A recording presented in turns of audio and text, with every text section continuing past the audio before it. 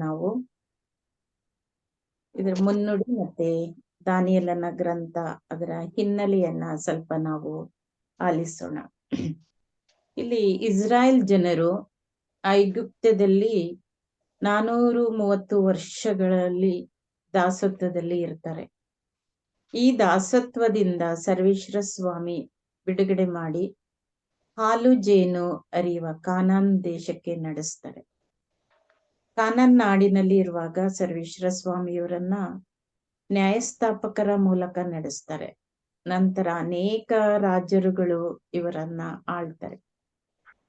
ಆಗ ಇಸ್ರಾಯೇಲರು ನಮ್ಗೆ ರಾಜರುಗಳು ಬೇಕು, ಅರಸರುಗಳು ಬೇಕು ಅಂತ ಅವರನ್ನ ವಿರೋಧಿಸಿದಾಗ ದೇವ್ರ ಸರ್ವೇಶ್ವರ ಸ್ವಾಮಿ ಏನ್ ಮಾಡ್ತಾರೆ, ನಾನೇ ದೇವ್ರಿದ್ದೀನಲ್ಲ ಇವ್ರಿಗೆ ಯಾಕೆ ರಾಜರು ಅಂತ ಹೇಳ್ತಾರೆ. ಆದ್ರೂ ಅವರು ಕೇಳಲ್ಲ. ಆಗ ಅರಸರುಗಳನ್ನ ಆರಿಸ್ತಾರೆ. ಇಸ್ರಾಯೇಲ್ ಜನತೆ ಏನ್ ಕೇಳ್ಕೊಳ್ತಾರೋ ಅದೇ ರೀತಿ ಅರಸರುಗಳನ್ನ ಮೊದಲಿಗೆ ಅವರ ಸೌಲನನ್ನ ಅರಸರನ್ನಾಗಿ ಮಾಡಿ ಇಸ್ರಾಯೇಲ್ನ ಆಳುವುದಕ್ಕೆ ಬಿಡ್ತಾರೆ. ನಂತರ ನಮ್ಗೆ ಗೊತ್ತು ದಾವಿದ, ಸೊಲೊಮನ ಇಂತಹ ರಾಜರುಗಳು ಇಸ್ರಾಯೇಲ್ ರಾಜರನ್ನ ಆಳಿದರು ಅಂತ. ನಂತರ ಬಂದ ರಾಜರುಗಳು ಅನೇಕ ರೀತಿಯಲ್ಲಿ ದ್ರೋಹಿಗಳಾಗಿರ್ತಾರೆ, ವಿಗ್ರಹಾರಾಧಕರಾಗಿರ್ತಾರೆ. ನಮ್ಗೆ ಗೊತ್ತು ಅನೇಕ ಮೂರ್ತಿಗಳನ್ನ, ಬಾಳ್ ದೇವತೆಗಳನ್ನ, ಶೇರು ದೇವತೆಗಳನ್ನೆಲ್ಲ ಮಾಡ್ಕೊಂಡು ಪೂಜಿಸ್ತಾರೆ. ಸರ್ವೇಶ್ವರ ಸ್ವಾಮಿಯನ್ನ ಬಿಟ್ಟು ಈ ವಿಗ್ರಹಾರಾಧನೆಗೆ ಹೆಚ್ಚು ಪ್ರೋತ್ಸಾಹ ಕೊಡ್ತಾರೆ. ದೇವರ ವಾಣಿಯನ್ನ ಮರೆತು ಬಿಡ್ತಾರೆ. ದೇವರ ವಾಣಿಗೆ ವಿರೋಧವಾಗಿ ಅವರು ನಡ್ಕೊಳ್ತಾರೆ. ಈ ಎಲ್ಲಾ ಕಾರಣದಿಂದ ದೇವರು ಇಸ್ರಾಯೇಲರನ್ನು ಬ್ಯಾಬಿಲೋನಿಗೆ ಸರಿಯಾಗಿ ಕಳಿಸ್ತಾರೆ. ಈ ಬ್ಯಾಬಿಲೋನಿಗೆ ಹೋದ ಇಸ್ರಾಯೇಲ್ ಇತಿಹಾಸ ಘಟನೆಗಳೊಂದಿಗೆ ಮುಂದೆ ನಡೆಯುವ ಪ್ರವಾದನೆಗಳನ್ನು ತಿಳಿಸುವ ಪುಸ್ತಕವೇ ಈ ದಾನಿಯೇಲನ ಪ್ರವಾದನೆಯ ಪುಸ್ತಕ, ದಾನಿಯೇಲನ ಗ್ರಂಥ. ಈ ದಾನಿಯೇಲನ ಗ್ರಂಥದಲ್ಲಿ ನಾವು ನೋಡೋದಾದ್ರೆ 1, 8 ಮತ್ತು 12 ಒಟ್ಟು ಇದರಲ್ಲಿ 12 ಅಧ್ಯಾಯಗಳಿವೆ. ಆದರೆ 1, 8 ಈ 12ನೇ ಅಧ್ಯಾಯನ ಇಬ್ರು ಭಾಷೆಯಲ್ಲೂ ಮತ್ತು 2ರಿಂದ 7 ಇದನ್ನ ಅರೇಮಿಕ್ ಭಾಷೆಯಲ್ಲೂ ಬರೆದಿದ್ದಾರೆ. ಇದನ್ನ ನಾವು ನೋಡ್ತಾ ಇದ್ದೇವೆ, ಮುನ್ನುಡಿಯಲ್ಲಿ ಅದನ್ನ ನಾವು ಕಾಣ್ತೇವೆ. ಮತ್ತೆ ಇದು ದಾನಿಯೇಲನ ಗ್ರಂಥ. ಅದರಲ್ಲಿ ನನಗೆ ಈ ದಿನ ದಯಪಾಲಿಸಿದಂತಹ ವಚನ ಅಂತ ಹೇಳಿದ್ರೆ 1ನೇ ಅಧ್ಯಾಯ 1ರಿಂದ 7ನೇ ವಚನಗಳು. ಅಲ್ಲಿ ದಾನಿಯೇಲನ ಗ್ರಂಥದಲ್ಲಿ ನಾವು ಅದರಲ್ಲಿ ನೋಡಿದಾಗ ದಾನಿಯೇಲನು ಮತ್ತು ಗೆಳೆಯರು ಅಂತ ಇದೆ. ಮತ್ತೆ ಅದರ ಹೆಡ್ಡಿಂಗ್ ಈ ರೀತಿ ಇದೆ, ನೆಬೂಕದ್ನೆಚ್ಚರನ ಆಸ್ಥಾನದಲ್ಲಿ ಇಬ್ರಿಯ ಯುವಕರು ಎಂಬುದಾಗಿ. ಅದು ಪ್ರಿಯರೇ, ಈ ಒಂದು ಅಧ್ಯಾಯದಲ್ಲಿ ನಾವು ಓದಿದಾಗ ಅಲ್ಲಿ ನಮ್ಗೆ ಅರಸರುಗಳು ಬರ್ತಾರೆ. ಜುದೆಯ ಅರಸ ಯೆಹೋಯಾಕೀಮ ಎಂಬುದಾಗಿ, ಬ್ಯಾಬಿಲೋನಿನ ಅರಸ ನೆಬೂಕದ್ನೆಚ್ಚರನು, ಮತ್ತೆ ಅಲ್ಲಿ ಒಬ್ಬ ಕಂಚುಕಿ ಅಂತ ಹೇಳಿದ್ರೆ ಅರಸನ ಅಧಿಕಾರಿ, ಒಬ್ಬ ಕಂಚುಕಿ, ಅವನ ಹೆಸರು ಅಶ್ವೇಜನ ಎಂಬುದಾಗಿ. ಈ ಮೂವರು ಮೊದಲಿಗೆ ಬರ್ತಾರೆ. ನಂತರ 4 ಯುವಕರು. ಈ ವಿಷಯಗಳನ್ನ ಈ ದಿನ ನಾವು 1ನೇ ಅಧ್ಯಾಯ 1ರಿಂದ 7ನೇ ವಚನದವರೆಗೆ ನಾವು ಆಲಿಸೋಣ. ಮೊದಲಿಗೆ 1ನೇ ಅಧ್ಯಾಯ 1ನೇ ವಚನವನ್ನ ನಾವು ಓದೋಣ. ಜುದೆಯದ ಅರಸ ಯೆಹೋಯಾಕೀಮನ ಆಳ್ವಿಕೆಯ 3ನೇ ವರ್ಷದಲ್ಲಿ ಬ್ಯಾಬಿಲೋನಿನ ರಾಜ ನಬೂಕದ್ನೆಚ್ಚರನು ಜೆರುಸಲೇಮಿಗೆ ಬಂದು ಮುತ್ತಿಗೆ ಹಾಕಿದನು. ಪ್ರಿಯರಲ್ಲಿ, ನಾವು ಯುದೆಯದ ಅರಸ ಅವನು ಯೆಹೋಯಾಕೀಮ, ಅವನ ವಿಷಯವಾಗಿ ಸ್ವಲ್ಪ ತಿಳಿದುಕೊಳ್ಳೋಣ. ಇಲ್ಲಿ ಇದೆ, ಜುದೆಯದ ಅರಸ ಯೆಹೋಯಾಕೀಮ, ಅವನು ಸುಮಾರು 11 ವರ್ಷ ಆಳ್ತಾನೆ. ಮತ್ತೆ ಅವನು 25ನೇ ವರ್ಷದಲ್ಲಿ ಇದ್ದಾಗ ಅವನು ಆಳ್ವಿಕೆಗೆ ಬರ್ತಾನೆ.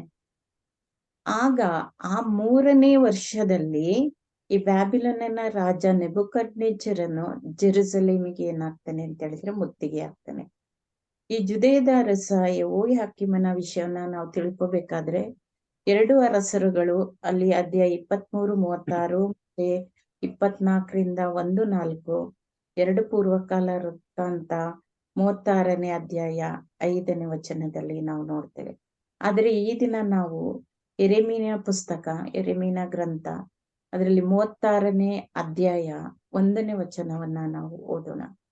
ಯೆರೆಮೀಯನ ಪುಸ್ತಕ 36ನೇ ಅಧ್ಯಾಯ 1ನೇ ವಚನ. ಯೋಷೀಯನ ಮಗನು ಜುದೆಯದ ಅರಸನೂ ಆದ ಯೆಹೋಯಾಕೀಮನ ಆಳ್ವಿಕೆಯ 4ನೇ ವರ್ಷದಲ್ಲಿ ಯೆರೆಮೀಯನಿಗೆ ಕೇಳಿ ಬಂದ ಸರ್ವೇಶ್ವರನ ವಾಣಿ. ನೀನು ಇಲ್ಲಿ ಅದು ಹೇಳ್ತಾ ಇದೆ ವಚನ, ಈ ಯೆಹೋಯಾಕೀಮನು ಯೋಷಿಯನ ಮಗನು ಎಂಬುದಾಗಿ. ಅದರಲ್ಲಿ ಒಂದು ಸುಟ್ಟು ಹಾಕಲಾದ ಸುರುಳಿ ಎಂಬುದಾಗಿ ಆ ಒಂದು ಹೆಡ್ಡಿಂಗ್ ಇದೆ. ಆದ್ರೆ ಪ್ರಿಯರೇ, ಅದು ಸುಮಾರು ಇದಿದೆ, ವಿವರಣೆ ಇದೆ. ಆದ್ರೆ ಅದನ್ನ ನಾನು ಮೊಟಕಾಗಿ ಇದನ್ನ ಹೇಳ್ತೇನೆ. ನಾನು ಸರ್ವೇಶ್ವರನಿಂದ ಪ್ರವಾದನೆಯ ವಾಕ್ಯ ಯೆರೆಮೀಯನಿಗೆ ಆಗಾಗ್ಗೆ ಕೇಳಿಸ್ತಾ ಇರುತ್ತೆ.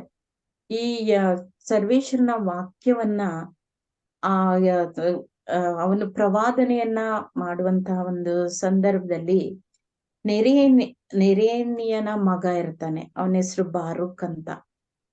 ಆ ಬಾರುಕನಿಗೆ ಹೇಳ್ತಾನೆ, ನಾನು ಏನ್ ಪ್ರವಾದನೆಯನ್ನ ಮಾಡ್ತೇನೆ ಅದನ್ನ ಒಂದು ಗ್ರಂಥದ ಸುರುಳಿಯಲ್ಲಿ ನೀನು ಬರೇ ಎಂಬುದಾಗಿ ಹೇಳ್ತಾನೆ. ಬರೆದ್ಬಿಟ್ಟು ಆ ಸುರುಳಿಯಲ್ಲಿ ಏನು ಪ್ರವಾದನೆ ವಾಕ್ಯ ಸರ್ವೇಶ್ವರ ಸ್ವಾಮಿ ಹೇಳಿರ್ತಾರೋ ಅದನ್ನ ಬರೆದ್ಬಿಟ್ಟು ಆಲಯದಲ್ಲಿ ಓದು. ಆಲಯದಲ್ಲಿ ನೀನು ಓದಿದಾಗ ಯಹೂದ್ಯರು ಕೇಳಿಸುವಂತೆಲ್ಲ ನೀನು ಓದಬೇಕು. ಓದಿದಾಗ ಅವ್ರ ಈ ದುರ್ಮಾರ್ಗವನ್ನ ಬಿಟ್ಟು ಅವರು ಸನ್ಮಾರ್ಗ ಬಂದ್ಯಾರು ಬರ್ಬೋದು ಅಂತ ಹೇಳಿ ಯೆರೆಮೀಯನು ಹೇಳ್ತಾನೆ. ಆಗ ಬಾರೂಕನು ಏನ್ ಮಾಡ್ತಾನೆ ಅಂತ ಹೇಳಿದ್ರೆ, ಗ್ರಂಥದ ಸುರುಳಿಯನ್ನ ಬರೀತಾನೆ, ಓದ್ತಾನೆ. ಪ್ರಿಯರೇ, ಅದೇ ಯೆರೆಮೀಯನ ಗ್ರಂಥ 36ನೇ ಅಧ್ಯಾಯ 21 ಮತ್ತು 22ನೇ ವಚನವನ್ನ ನಾವು ಓದೋಣ.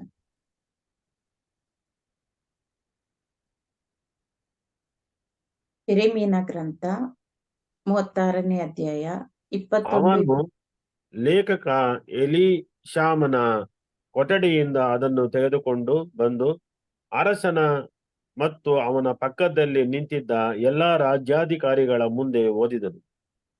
ಅದು ವರ್ಷದ 9ನೆಯ ತಿಂಗಳು. ಅರಸನು ಚಳಿಗಾಲದ ಮನೆಯಲ್ಲಿ ಕುಳಿತಿದ್ದನು. ಅವನ ಮುಂದೆ ಅಗ್ಗಿಷ್ಟಿಕೆ ಉರಿಯುತ್ತಿತ್ತು. ಯಹೂದಿ ಬರವಣಿಗೆಯ 3-4 ಪುಟಗಳನ್ನು ಓದಿದ ಹಾಗೆಲ್ಲ ಅರಸನು ಆಯಾ ಭಾಗಗಳನ್ನು ಚೂರಿಯಿಂದ ಕತ್ತರಿಸಿ ಸುರುಳಿ ಸಂಪೂರ್ಣವಾಗಿ ಸುಟ್ಟು ಹೋಗುವ ತನಕ ಅಗ್ಗಿಷ್ಟಿಕೆಯ ಬೆಂಕಿಯಲ್ಲಿ ಹಾಕುತ್ತಾ ಬಂದನು. ಪ್ರಿಯರೇ, ಇಲ್ಲಿ ನಾವು ನೋಡಿದಾಗ ಏನು ಯೆರೆಮೀಯ ಗ್ರಂಥವನ್ನ ಬಾರುಕನು ಓದ್ತಾ ಇರ್ತಾನೆ, ಅದು ಓದಿದಾಗೆಲ್ಲ ಈ ಜುದೆಯದ ಅರಸನಾದ ಯೆಹೋಯಾಕೀಮನು ಏನ್ ಮಾಡ್ತಾನೆ ಅಂದ್ರೆ, ಚಳಿಗಾಲದ ಒಂದು ಮನೆಯಲ್ಲಿರ್ತಾನೆ. ಆ ಮನೆಯಲ್ಲಿ ಒಂದು ಅಗ್ನಿಷ್ಟಿಕೆ ಅಂತ ಹೇಳಿದ್ರೆ ಬೆಂಕಿ, ಚಳಿ ಕಾಯಿಸ್ಕೊಳ್ಳಿಕ್ಕೆ ನಾವು ಹಿಂದೆ ಬೆಂಕಿಯನ್ನ ಹಾಕ್ತಿದ್ದ ಹಾಗೆ ಒಂದು ಬೆಂಕಿ ಉರಿತಾ ಇರುತ್ತೆ. ಈಗ ಇವನು ಬಾರೂಕನು ಏನು ಪ್ರವಾದನೆಯನ್ನ ವಾಣಿಯನ್ನ ಸರ್ವೇಶ್ವರನ ವಾಣಿಯನ್ನ ಓದ್ತಾ ಇರ್ತಾನೆ. ಆಗ ಆ ಸುರುಳಿಯ ಇದನ್ನ 3-4 ಪುಟ ಓದಿದಂತೆ ಅದನ್ನ ಚೂರಿಯಿಂದ ಚುಚ್ಬಿಟ್ಟು ಅದನ್ನ ಏನ್ ಮಾಡ್ತಾನೆ ಅಂತಂದ್ರೆ ಗ್ರಂಥದ ಸುರುಳಿಯನ್ನ ಅವನು ಸುಟ್ಟಾಕ್ತಾ ಬರ್ತಾನೆ. ಈ ಯೆಹೋಯಾಕೀಮನು ಮಾಡಿದಂತಹ ದ್ರೋಹದ ಕೆಲಸ ಇದು, ಗ್ರಂಥದ ಸುರುಳಿಯನ್ನ ಸುಟ್ಟಾಕೋದು. ಪ್ರಿಯರೇ, ನಾವು ಸಹ ಈ ದೇವರ ವಾಕ್ಯವನ್ನಾಗಲಿ ಅಥವಾ ದೇವರ ವಾಕ್ಯದ ಒಂದು ಗ್ರಂಥವನ್ನಾಗಲಿ, ಆ ಬೈಬಲ್ ಅನ್ನಾಗಲಿ, ಪವಿತ್ರ ಗ್ರಂಥದ ಬೈಬಲ್ ಅನ್ನಾಗಲಿ ಏನಾದ್ರೂ ಈ ತರ ನಾವು ಮಾಡಿದ್ದೇ ಆದರೆ ಆ ಯೆಹೋಯಾಕೀಮನಿಗೆ ದೇವರು ಒಂದು ಶಾಪವನ್ನ ಕೊಡ್ತಾರೆ. ಆ ಶಾಪ ಏನಂತ ಹೇಳಿದ್ರೆ, ಅವನು ಅದೇ 36ನೇ ಅಧ್ಯಾಯ 30ನೇ ವಚನವನ್ನ ಓದೋಣ. ಈ ಕಾರಣ ಜುದೆಯದ ಅರಸ ಯೆಹೋಯಾಕೀಮನು ಆದ ನಿನ್ನ ವಿರುದ್ಧ ಸರ್ವೇಶ್ವರ ಹೀಗೆನ್ನುತ್ತಾರೆ, ಇವನ ಸಂತಾನದಲ್ಲಿ ಯಾವನೂ ದಾವೀದನ ಸಿಂಹಾಸನದಲ್ಲಿ ಕೂರನು. ಇವನ ಹೆಣವು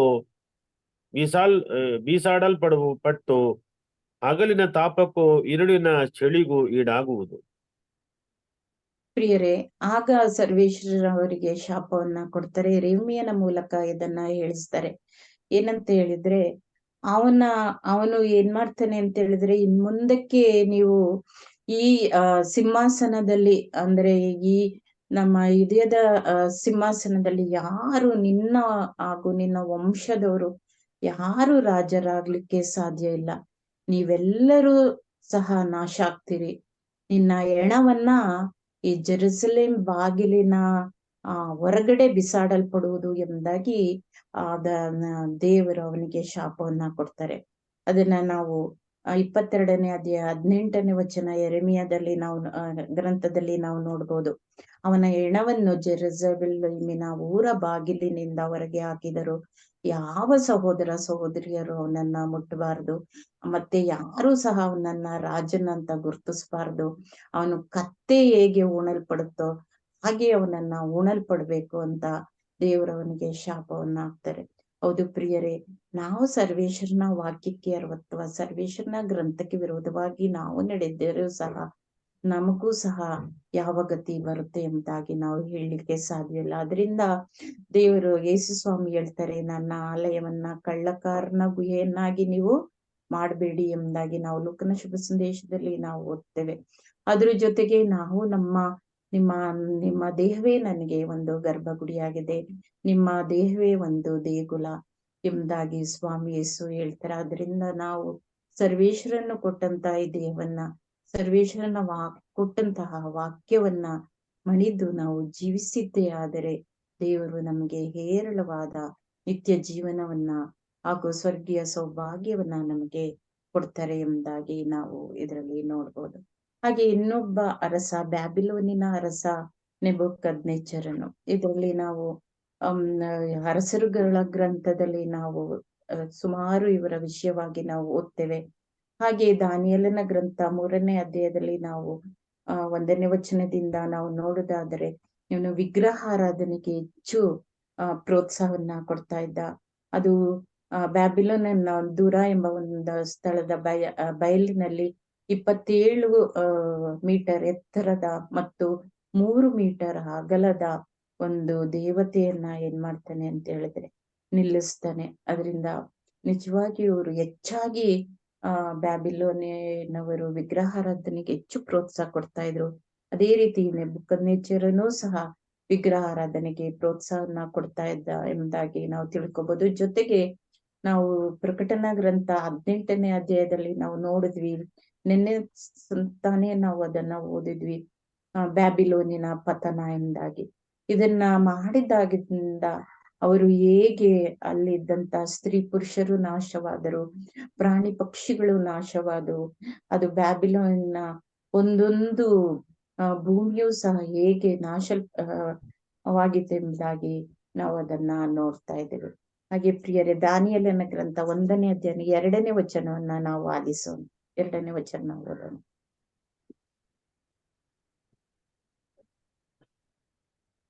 ಸರ್ವೇಶ್ವರ ಸ್ವಾಮಿ ಜುದೇಯದ ಅರಸ ಯೆಹೋಯಾಕೀಮನನ್ನು ಅವನ ಕೈವಶವಾಗುವಂತೆ ಮಾಡಿದರು.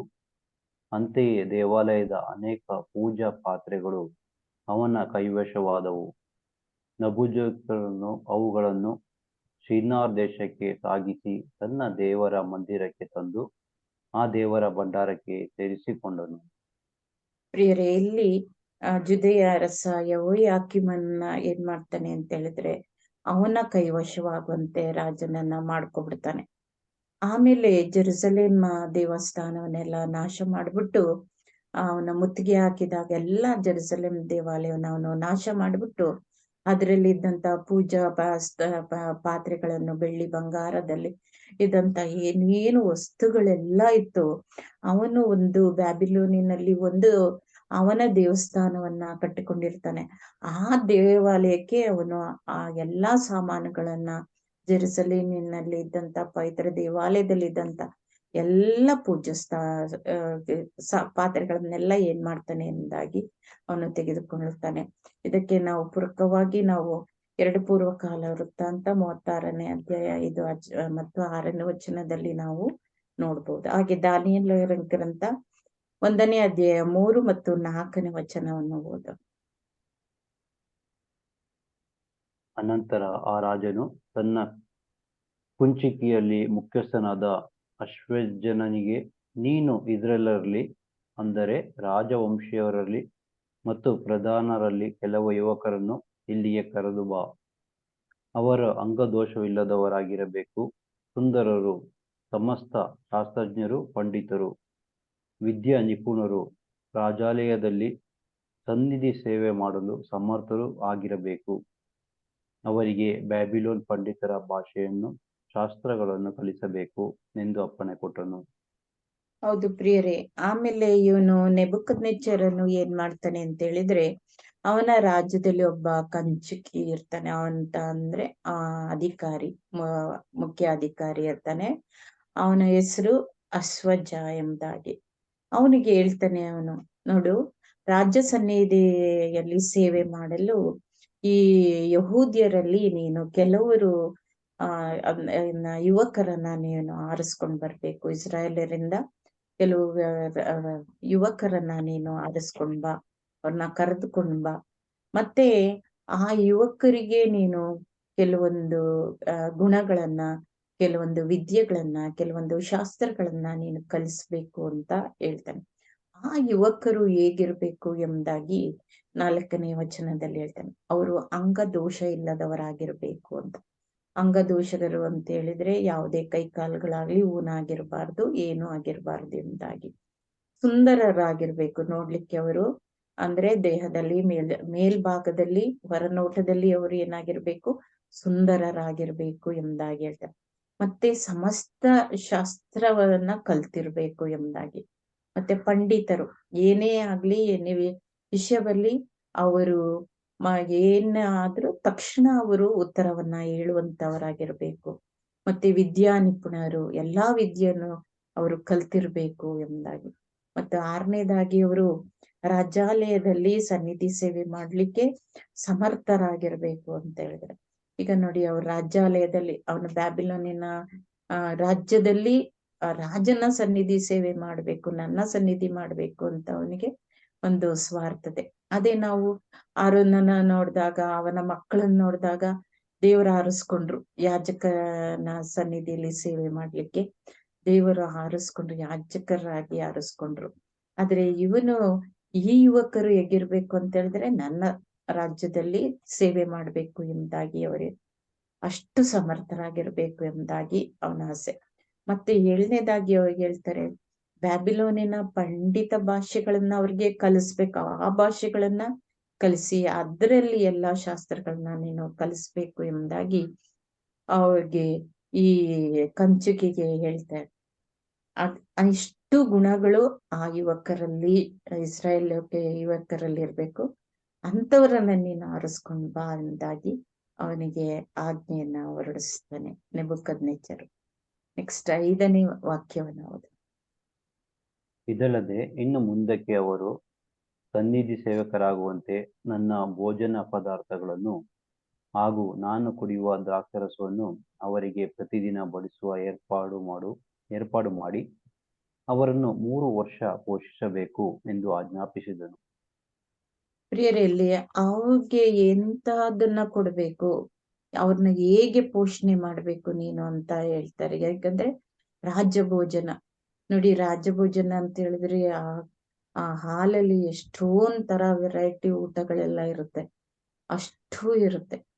ಮತ್ತೆ ಇನ್ನೊಂದು, ರಾಜನು ಏನ್ ತಿಂತಾನೆ ಅದನ್ನ ಅವ್ರು ಕೊಡ್ಬೇಕು ನೀನು. ಜೊತೆಗೆ ಆ ರಾಜನು ಏನು ದ್ರಾಕ್ಷಾರಸ ಕುಡಿತಾರೆ ಅದನ್ನೇ ಆ ಯುವಕರಿಗೆ ನೀನ್ ಕೊಡ್ಬೇಕು. ಕೊಟ್ಟು ಕೊಟ್ಟು ಕೊಟ್ಟು ನೀನ್ ಏನ್ ಮಾಡ್ಬೇಕು ಅಂತ ಹೇಳಿದ್ರೆ ಪೋಷಣೆ ಮಾಡ್ಬೇಕು. ಅವರನ್ನ ಸುರಸುಂದರರನ್ನಾಗಿ ನೀನು ಮಾಡ್ಬೇಕು. ಅವರು ಯುವಕರು ನೋಡ್ಲಿಕ್ಕೆ ದಷ್ಟಪುಷ್ಟವಾಗಿ ಕಾಣ್ಬೇಕು, ಸಮರ್ಥರಾಗ್ಬೇಕು, ಏನ್ ಹೇಳಿದ್ರು ಮಾಡುವಂತ ಒಂದು ಸಮರ್ಥರಾಗ್ಬೇಕು. ಹಾಗೆ ನೀನು ಅವರಿಗೆ ಆಹಾರವನ್ನ ಕೊಡು, ದ್ರಾಕ್ಷಾರಸವನ್ನ ಕೊಟ್ಟು ಅವನ್ನ 3 ವರ್ಷ ನೀನು ಪೋಷಣೆ ಮಾಡ್ಬೇಕು. ಆಗ ಅವರು ಬಲಿಷ್ಠರಾಗಿ ಬೆಳೀತಾರೆ ಅಂತ ಈ ನೆಬೂಕದ್ನೆಚ್ಚರನು ಆಜ್ಞೆಯನ್ನ ಹೊರಡಿಸಿ ಅವರಿಗೆ ಹೇಳ್ತಾನೆ. 6ನೇ ವಾಕ್ಯವನ್ನು ಹೀಗೆ ಆರಿಸಿಕೊಂಡ ಯುವಕರಲ್ಲಿ ದಾನಿಯೇಲನು, ಅನನೀಯನು, ಮಿಶಾಯೇಲನು, ಅಜೇರ್ಯನು ಎಂಬ ಯಹೂದ್ಯರು ಸೇರಿದ್ದರು. ಪ್ರಿಯರೇ, ಆಗ ಇದು ಇಸ್ರಾಯೇಲಲ್ಲಿ 4 ಮಂದಿಯನ್ನ ಆರಿಸ್ತಾರೆ. ಅದರಲ್ಲಿ ಮೊದಲಿಗನು ದಾನಿಯೇಲನು, ಮತ್ತೆ ಎರಡನೇಯವನು ಅನನ್ಯನು, ಮೂರನೇವನು ಮಿಶಾಯೇಲನು, ನಾಲ್ಕನೇವನ ಅಜರ್ಯನು. ಈ ಯುವಕರನ್ನ ಇವನ್ನ ಆರಿಸ್ತಾರೆ. ಈ ಕಿಂಚಕಿ ಇವನ್ನ ಆರಿಸ್ಕೊಂಡು ಏನ್ ಮಾಡ್ತಾನೆ ಅಂತ ಹೇಳಿದ್ರೆ, ಬ್ಯಾಬಿಲೋನ್ನ ರಾಜನ ಸನ್ನಿಧಿಗೆ ಅವರನ್ನ ಕರೆದುಕೊಂಡ. ಈ 4 ಜನರ ಈ ಒಂದು ಘಟನೆ, ಈ 4 ಜನರ ಒಂದು ಇತಿಹಾಸ, ಈ 4 ಜನರಲ್ಲಿ ಆದಂತಹ ಒಂದು ಬದಲಾವಣೆ, ಆದ್ರಿಂದ ಏನಾಯ್ತು ಎಂಬುದಾಗಿ ನಾವು ಕಲಿಯುವ ಗ್ರಂಥವೇ ದಾನಿಯೇಲನ ಗ್ರಂಥವಾಗಿದೆ. 7ನೇ ವಚನವನ್ನ ಓದ. ಕಂಚುಕಿಯ ನಾಯಕನು ಇವರಿಗೆ ನಾಮಕರಣ ಮಾಡಿ, ದಾನಿಯೇಲನಿಗೆ ಬೆಲ್ತೆಶಚ್ಚರ್, ಅನನೀಯನಿಗೆ ಶದ್ರಕ್, ಮಿಶಾಯೇಲನಿಗೆ ಮೇಷಕ್ ಹಾಗೂ ಅಜೇರನಿಗೆ ಅಬೇದ್ನೆಗೋ ಎಂಬ ಹೆಸರಿಟ್ಟನು. ಈ ಕಂಚುಕಿ ಏನ್ ಮಾಡ್ತಾನೆ? ಕಂಚುಕಿ ನಾಯಕ ಈ ದಾನಿಯೇಲನಿಗೆ ಬೆಲ್ತೆಶಚ್ಚರ್ ಎಂಬ ಹೆಸರನ್ನ ಕೊಡ್ತಾನೆ. ಅನನೀಯನಿಗೆ ಶದ್ರಕ್ ಎಂಬುದಾಗಿ ನಾಮಕರಣ ಮಾಡ್ತಾನೆ. ಮಿಶಾಯೇಲನಿಗೆ ಮೇಷಕ್ ಎಂಬುದಾಗಿ ಹೆಸರನ್ನ ಇಡ್ತಾನೆ. ಅಜರ್ಯನಿಗೆ ಅಬೇದ್ನೆಗೋ ಎಂಬ ಹೊಸ ಹೆಸರನ್ನ ಇವನು ಕೊಡ್ತಾನೆ. ಹೀಗೆ ಪ್ರಿಯರೇ, ಈ ಹೆಸರನ್ನ ಇವ್ರಿಗೆ ಬದಲಾವಣೆ ಮಾಡ್ತಾನೆ ಎಂಬುದಾಗಿ ಈ 7 ವಚನಗಳು ನಮಗೆ ತಿಳಿಸುತ್ತೆ. ಹೌದು ಪ್ರಿಯರೇ, ಈ 4 ಮಂದಿ ಯುವಕರಿಗೆ ಸಕಲ ಶಾಸ್ತ್ರಗಳನ್ನ, ವಿದ್ಯೆಯನ್ನ ಮತ್ತೆ ಜ್ಞಾನ ವಿವೇಕವನ್ನ ದೇವರು ದಯಪಾಲಿಸ್ತಾರೆ. ಹೇಗೆ ದಯಪಾಲಿಸ್ತಾರೆ ಅಂದ್ರೆ, ಈ 4 ಮಂದಿಯೂ ಸಹ ಆ ಊಟವನ್ನ ಮಾಡಲಾರು, ಸಸ್ಯವನ್ನಾಗಿ ಸೇವಿಸ್ತಾರೆ. ಮತ್ತೆ ಆ ಕಂಚುಕಿ ಹತ್ರ ಹೇಳ್ತಾರೆ, ನಾವು ಈ ಊಟವನ್ನ ಮಾಡಿ ಅಶುದ್ಧರಾಗರ.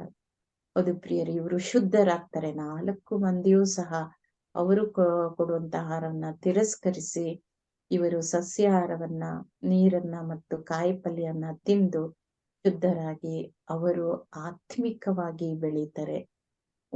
ಇದರ ದಾನಿಯೇಲನ ಗ್ರಂಥ 1ನೇ ಅಧ್ಯಾಯ 17ನೇ ವಾಕ್ಯವನ್ನ ನಾವು ಓದೋಣ.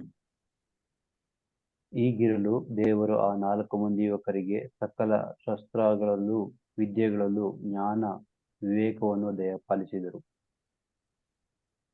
ಎಲ್ಲಿ ನೋಡಿ, ಅದರ ಬದಲಾಗಿ ದೇವರು ಆತ್ಮಿಕವಾಗಿ ಅವರು ಶುದ್ಧರಾದ್ದರಿಂದ ಅವರಿಗೆ ಸಕಲ ಶಾಸ್ತ್ರಗಳನ್ನ ಅಂತ ಹೇಳಿದ್ರೆ ಆತ್ಮಿಕವಾದಂತ ಶಾಸ್ತ್ರಗಳ ಒಂದು ಅನುಗ್ರಹನ ಕೊಡ್ತಾರೆ, ಸಕಲ ವಿದ್ಯೆಯನ್ನ ಕೊಡ್ತಾರೆ, ಜ್ಞಾನ ಕೊಡ್ತಾರೆ, ವಿವೇಕ ಕೊಡ್ತಾರೆ.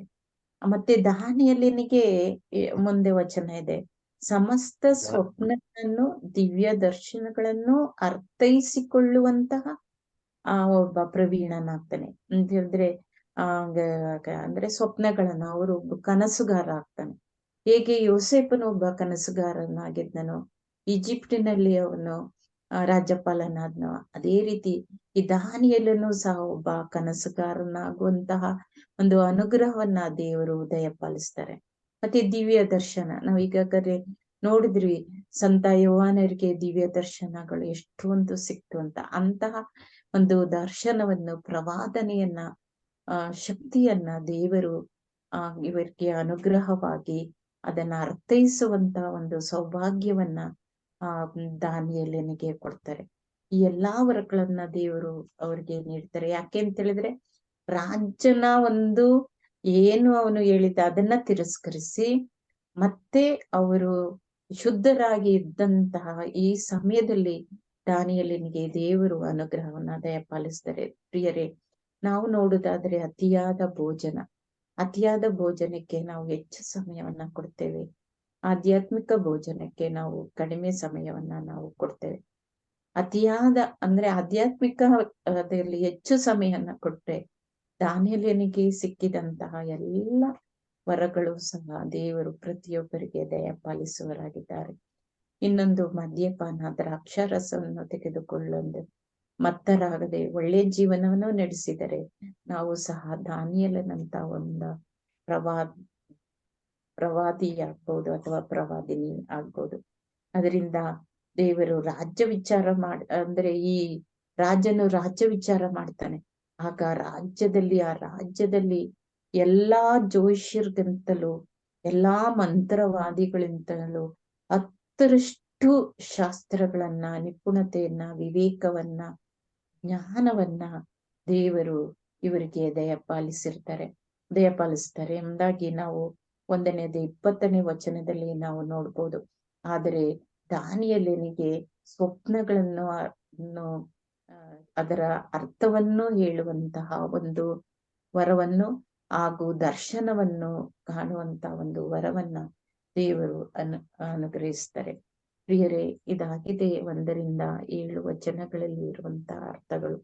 ಇದರಿಂದ ಈ ದಿನ ನೀವು ನನಗೆ ದಯಪಾಲಿಸಿದ ಈ 7 ವಾಕ್ಯಗಳನ್ನ ನನಗೆ ತಿಳಿದ ಮಟ್ಟಿಗೆ ನಾನು ಹೇಳಿದ್ದೇನೆ.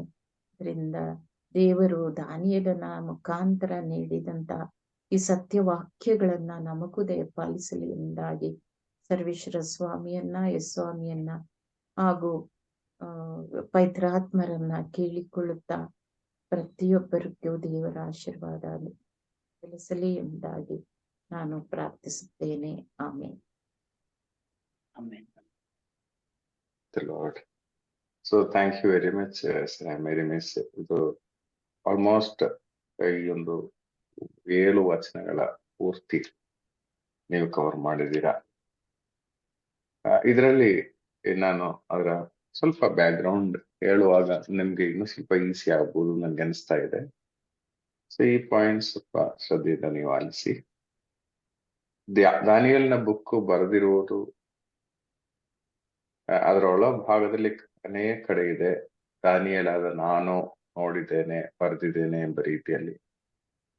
ಸೊ ದಾನಿಯೇಲ್ ಬರೆದಿರುವ ಗ್ರಂಥ, ಅದಕ್ಕೂ ಬೇರೆ ಬೇರೆ ವ್ಯಾಖ್ಯಾನಗಳಿವೆ. ಮಾತ್ರ ಅಲ್ಲ, ಯೇಸು ಸ್ವಾಮಿನೂ ಹೇಳ್ತಾ ಇದೆ ದಾನಿಯೇಲನ ಬರದ ಹಾಗೆ ಅಂತ ರೀತಿಯಲ್ಲಿ ಹೇಳುವಾಗ ಅದು ಆಲ್ಮೋಸ್ಟ್ ಕನ್ಫರ್ಮ್ ಆಗ್ತದೆ.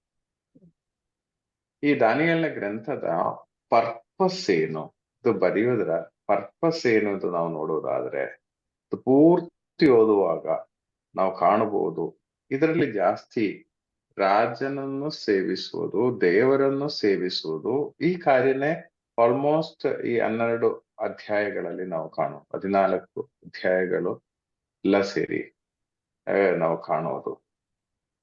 ಸೊ ಇದರ ಪರ್ಪಸ್ ಏನಂದ್ರೆ ಹೆಚ್ಚು ವಿಶ್ವಸ್ತತೆಯೊಂದಿಗೆ ದೇವರನ್ನು ಸೇವಿಸುವುದು. ನಾವು ನೋಡಬಹುದು 3 ಯುವಕರು, ದಾನಿಯೇಲನು ರಾಜನ ಆರ್ಡರ್ಗಿಂತ ಮಿಗಿಲಾಗಿ ದೇವರ ಆರ್ಡರ್ಗಳಿಗೆ ವಿಶ್ವಸ್ತತೆಯನ್ನು ಕೊಟ್ಟು ಜೀವಿಸಿದವರು. ಸೊ ನೀವು ಯಾವುದೇ ಅವಸ್ಥೆಯಲ್ಲಾದರೂ ದೇವರನ್ನು ವಿಶ್ವಸ್ತತೆಯೊಂದಿಗೆ ಫೇತ್ಫುಲ್ ಆಗಿ ಸೇವೆ ಮಾಡುವುದು, ಅದರ ಬಗ್ಗೆ ಕನ್ವಿನ್ಸ್ ಮಾಡುವುದಾಗಿದೆ ದಾನಿಯೇಲನ ಗ್ರಂಥ.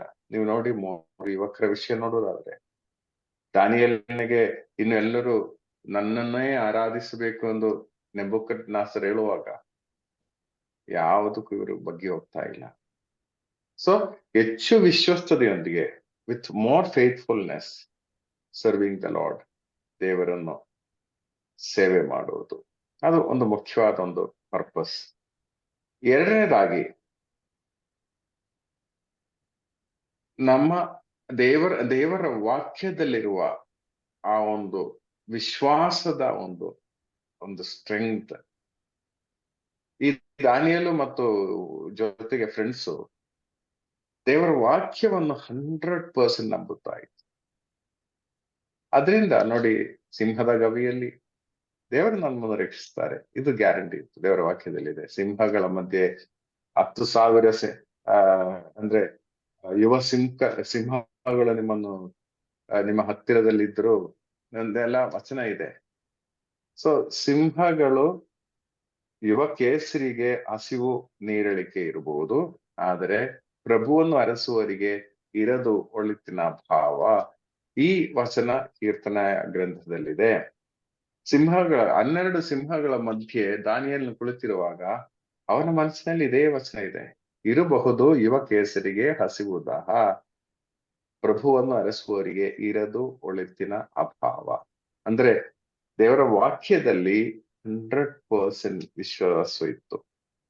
ಒಂದು, ಮೊದಲನೇದಾಗಿ ಹೆಚ್ಚು ವಿಶ್ವಸ್ತತೆಯೊಂದಿಗೆ ಮನುಷ್ಯನನ್ನು ಸೇವೆ ಮಾಡುವುದಕ್ಕಿಂತ ಹೆಚ್ಚಾಗಿ ದೇವರನ್ನ ಸೇವೆ ಮಾಡುವುದು. ಎರಡನೇದಾಗಿ ದೇವರ ವಾಕ್ಯ 100% ಲಿವಿಂಗ್, ನಮ್ಗೆ ಆ ವಾಕ್ಯಕ್ಕೆ ಹೆಚ್ಚು ಆದ್ಯತೆ ಕೊಡಬೇಕೆಂಬುದು ಇದು ಪರ್ಪಸ್ ಆಗಿದೆ. ಇನ್ನು ಇದರ ಒಂದು ಥೀಮ್ ಆಗಿ ನಾವು ತಗೊಂಡ್ರೆ ಮೊದಲನೇದಾಗಿ ನಾವು ನೋಡಬಹುದು, ಮನುಷ್ಯನ ರಾಜ್ಯವಾದರೂ ನಿಜವಾದ ರೂಲರ್ ದೇವರಾಗಿದ್ದಾರೆ. ಈ ಪೂರ್ತಿ ದಾನಿಯಲ್ಲಿ ಓದುವಾಗ ನಮ್ಗೆ ಅರ್ಥ ಆಗುವುದು, ರಾಜರುಗಳಿರ್ಬಹುದು, ಆದ್ರೆ ಯಥಾರ್ಥ ರಾಜರು ದೇವರಾಗಿದ್ದಾರೆ ಎಂಬ ಸತ್ಯ ನಮ್ಗೆ ಅರ್ಥ ಆಗ್ತದೆ ಇದು ಓದುವಾಗ.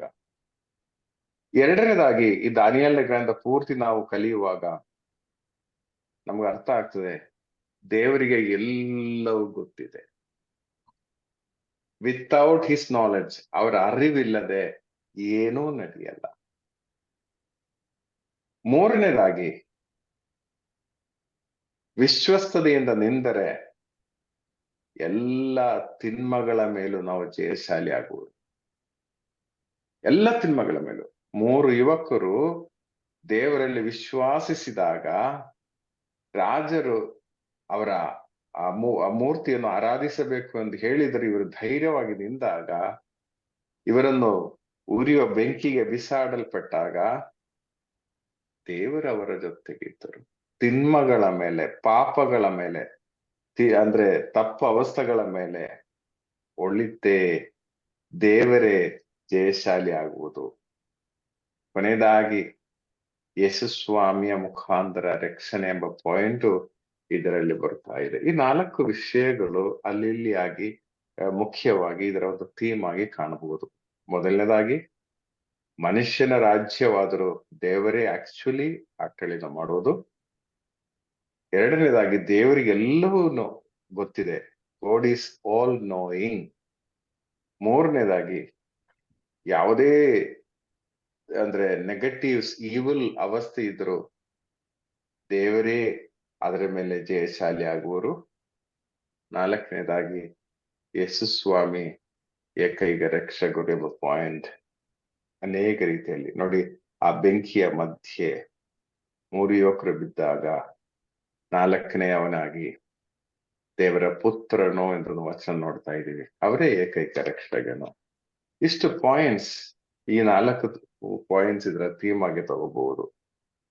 ಇನ್ನೊಂದು ಪಾಯಿಂಟ್ ನಾವು ಅರ್ಥ ಮಾಡ್ಬೇಕಾಗಿರೋದು, ಈ 3 ಪ್ರವಾದಿಗಳು ಅಂದ್ರೆ ಯೆರೆಮೀಯ, ಎಸೆಕಿಯೇಲ್, ದಾನಿಯೇಲ್, ಇವರು ಸಮಕಾಲೀನರಾಗಿದ್ದಾರೆ. ಅಂದ್ರೆ ಒಂದೇ ಕಾಲದಲ್ಲಿ ಬೇರೆ ಬೇರೆ ಸ್ಥಳಗಳಲ್ಲಿದ್ದ ಪ್ರವಾದಿಗಳು. ಸ್ವಲ್ಪ ಟೈಮ್ ಏರುಪೇರು ಇರ್ಬೋದು. ಇದರಲ್ಲಿ ಫಸ್ಟ್ ಜೆರೆಮಿಯ ಪ್ರವಾದಿ, ಅವರು ಸಾಯಮೇರಿ ಹೇಳಿದರು. ಇಸ್ರಾಯೇಲಲ್ಲಿ ಪ್ರವಾದನೆ ಮಾಡಿದ ಯೆರೆಮೀಯ ಪ್ರವಾದಿ. ಆದ್ರೆ ಇಸ್ರಾಯೇಲಲ್ಲಿ ಪ್ರವಾದನೆ ಮಾಡಿದರು, ಇಸ್ರಾಯೇಲ್ ಜನರು ಯಾರು ಇವರ ಪ್ರವಾದನೆಗೆ ಕೊಡ್ಲಿಲ್ಲ. ಅದರಿಂದ ಏನಾಯ್ತು, ದೇವರು ಇವರನ್ನು ಸೋಲುವಂತೆ ಬಿಟ್ಬಿಟ್ರು. ರಾಜ ನೆಬೂಕದ್ನೆಚ್ಚರ್ ಇಸ್ರಾಯೇಲನ್ನು ಆಕ್ರಮಿಸಿ ಇವರನ್ನು ಗುಲಾಮರಾಗಿ ಬಾಬಿಲೋನಿಯಾಗೆ ಕರ್ಕೊಂಡು ಹೋಗ್ತಾ ಇದ್ದಾರೆ. ಸೊ ಈ ಮಧ್ಯೆ ಇಸ್ರಾಯೇಲಲ್ಲಿ ಆ ಯುದ್ಧ ಪ್ರಾರಂಭಿಸುವ ಮುಂಚೆ ಇದ್ದ ಪ್ರವಾದಿ ಆಗಿದ್ದಾರೆ ಎಸೆಕಿಯೇಲ್ ಪ್ರವಾದಿ. ಅದಾದ್ಮೇಲೆ ಬಾಬಿಲೋನಿಗೆ ರೀಚ್ ಆದಾಗ ಪ್ರವಾದನೆ ಮಾಡಿದ ಪ್ರವಾದಿ ಎಸೆಕಿಯೇಲ್ ಪ್ರವಾದಿ. ಅಂದ್ರೆ ಎಸೆಕಿಯೇಲ್ ಪ್ರವಾದಿ ಜೆರುಸಲೇಮಿನಲ್ಲೂ ಬಾಬಿಲೋನಿನಲ್ಲೂ ಪ್ರವಾದನೆ ಮಾಡಿದ್ದಾರೆ. ನಂತರ ಬರೋದು ದಾನಿಯೇಲ್ ಪ್ರವಾದಿ. ಸೊ ಈ 3 ಆಲ್ಮೋಸ್ಟ್ ಒಂದು ಚೂರು ಟೈಮ್ ವ್ಯತ್ಯಾಸ ಇದ್ರು ಕಂಟೆಂಪರರಿ ಎಂಬ ರೀತಿಯಲ್ಲಿ ನಾವು ಹೇಳಬಹುದು. ಸೊ ಎಸೆಕಿಯೇಲ್ ಪ್ರವಾದಿ ಈ ಇಸ್ರಾಯೇಲ್ ಜನರು, ಬಾಬಿಲೋನಿಯಾದಲ್ಲಿ ನಾವು ಕಾಣುವ ಇಸ್ರಾಯೇಲ್ ಜನರು ಇಸ್ರಾಯೇಲಲ್ಲಿ ಇದ್ದಾಗ ಪ್ರವಾದನೆ ಮಾಡಿದವರು. ಆದ್ರೆ ಇವರ ಪ್ರವಾದನೆ ಯಾವುದು ಅವರು ಅಂಗೀಕರಿಸಲಿಲ್ಲ. ಅದರಿಂದ ಏನಾಯಿತು, ನೆಬೂಕದ್ನೆಚ್ಚರ್ ಇವರನ್ನು ಆಕ್ರಮಿಸಿ ಸೋಲಿಸಿದರು, ಕರ್ಕೊಂಡು ಬಾಬಿಲೋನಿಗೆ ಕರ್ಕೊಂಡು ಹೋದ್ರು. ಆ ಮಧ್ಯೆ ಇದ್ದ ಪ್ರವಾದಿ ಆಗಿದ್ದಾರೆ ಎಸೆಕಿಯೇಲ್ ಪ್ರವಾದಿ. ನಂತರ ಬರುವುದಾಗಿದೆ ದಾನಿಯೇಲ್ ಪ್ರವಾದಿ. ಓಕೆ, ಇದು ಪ್ರವಾದಿಗಳ ಒಂದು ಇದು. ಇನ್ನು ಇದರ 12 ಅಧ್ಯಾಯಗಳಲ್ಲಿ 1 ರಿಂದ 6 ನಾವು ನೋಡುವುದು ದೇವರ ಅಂದ್ರೆ ದೇವರು ಒಂದು ಹೇಗೆ ಈ ಒಂದು ಹಿಸ್ಟ್ರಿಯಲ್ಲಿ ಪ್ರವರ್ತಿಸಿದರು, ದೇವರ ಪ್ರವರ್ತಿಗಳು ನಾವು ನೋಡ್ತಾ ಇದ್ದೇವೆ. ದೇವರ providence, God's providence in the history. ನಂತರ ಇರುವ 6 ಅಧ್ಯಾಯಗಳು ದೇವರ ಪರ್ಪಸ್ ಇನ್ ದ ಹಿಸ್ಟ್ರಿ. ಈ ಹಿಸ್ಟ್ರಿಯಲ್ಲಿ ದೇವರ ಉದ್ದೇಶ ಏನಿತ್ತು ಎಂದು ನಾವು ನೋಡುತ್ತೇವೆ. ಅಲ್ಲಿಗೆ ಆ ಭಾಗದಲ್ಲಿ 7 ರಿಂದ ಇರುವ ಭಾಗಗಳಲ್ಲಿ ನಾವು ನೋಡ್ತೀವಿ ಆ ಪ್ರಕಟಣಾ ಗ್ರಂಥಕ್ಕೆ ಕನೆಕ್ಟ್ ಆಗುವ ಸುಮಾರು ವಚನಗಳು.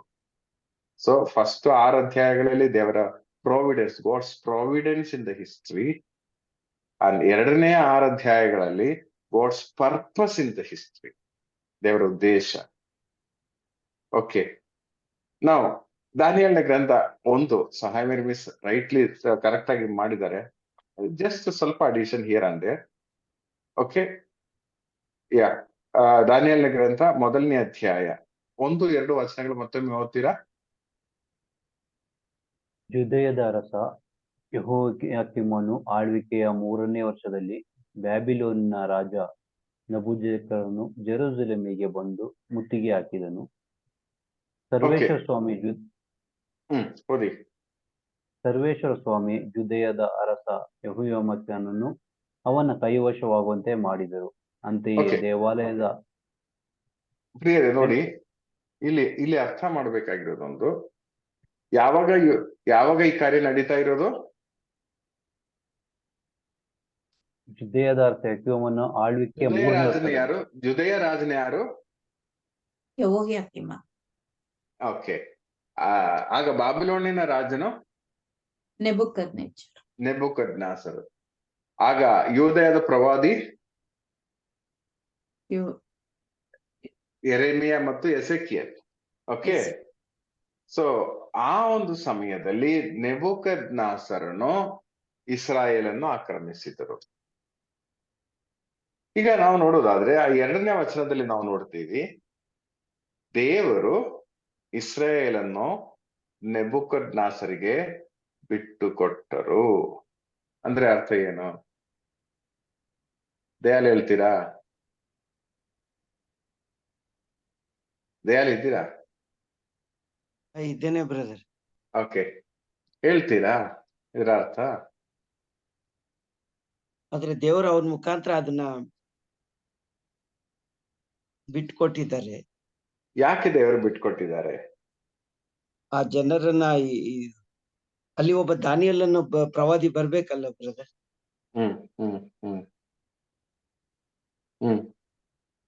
ಇಲ್ಲಿ ನಾವು ನೋಡೋದೇನೆಂದ್ರೆ ಇಸ್ರಾಯೇಲ್ ದ್ರೋಹಿಗಳಾಗಿದ್ರು, ಪಾಪವನ್ನ ಕಟ್ಕೊಂಡಿದ್ರು. ಫಸ್ಟ್ ಪಾಯಿಂಟ್ ಏನಂದ್ರೆ ಇಸ್ರಾಯೇಲರು ನೋಡಿ 2 ಪ್ರವಾದಿಗಳನ್ನು ದೇವರು ಕೊಟ್ರು. ಅಂದ್ರೆ ಯೆರೆಮೀಯ ಮತ್ತು ಎಸೆಕಿಯೇಲ್ ಪ್ರವಾದನೆ ಮಾಡಿದರು. ಇವರಿ ಪ್ರವಾದಿಯನ್ನು ಕೊಲ್ಲಲು ಪ್ರಯತ್ನ ಪಟ್ಟೊಂದು ಹೊರತು ಇವರು ವ್ಯತ್ಯಾಸವನ್ನು ಮಾಡಿಲ್ಲ. ವಿಗ್ರಹಾರಾಧನೆ ಮಾಡಲು ಪ್ರಾರಂಭಿಸಿದರು.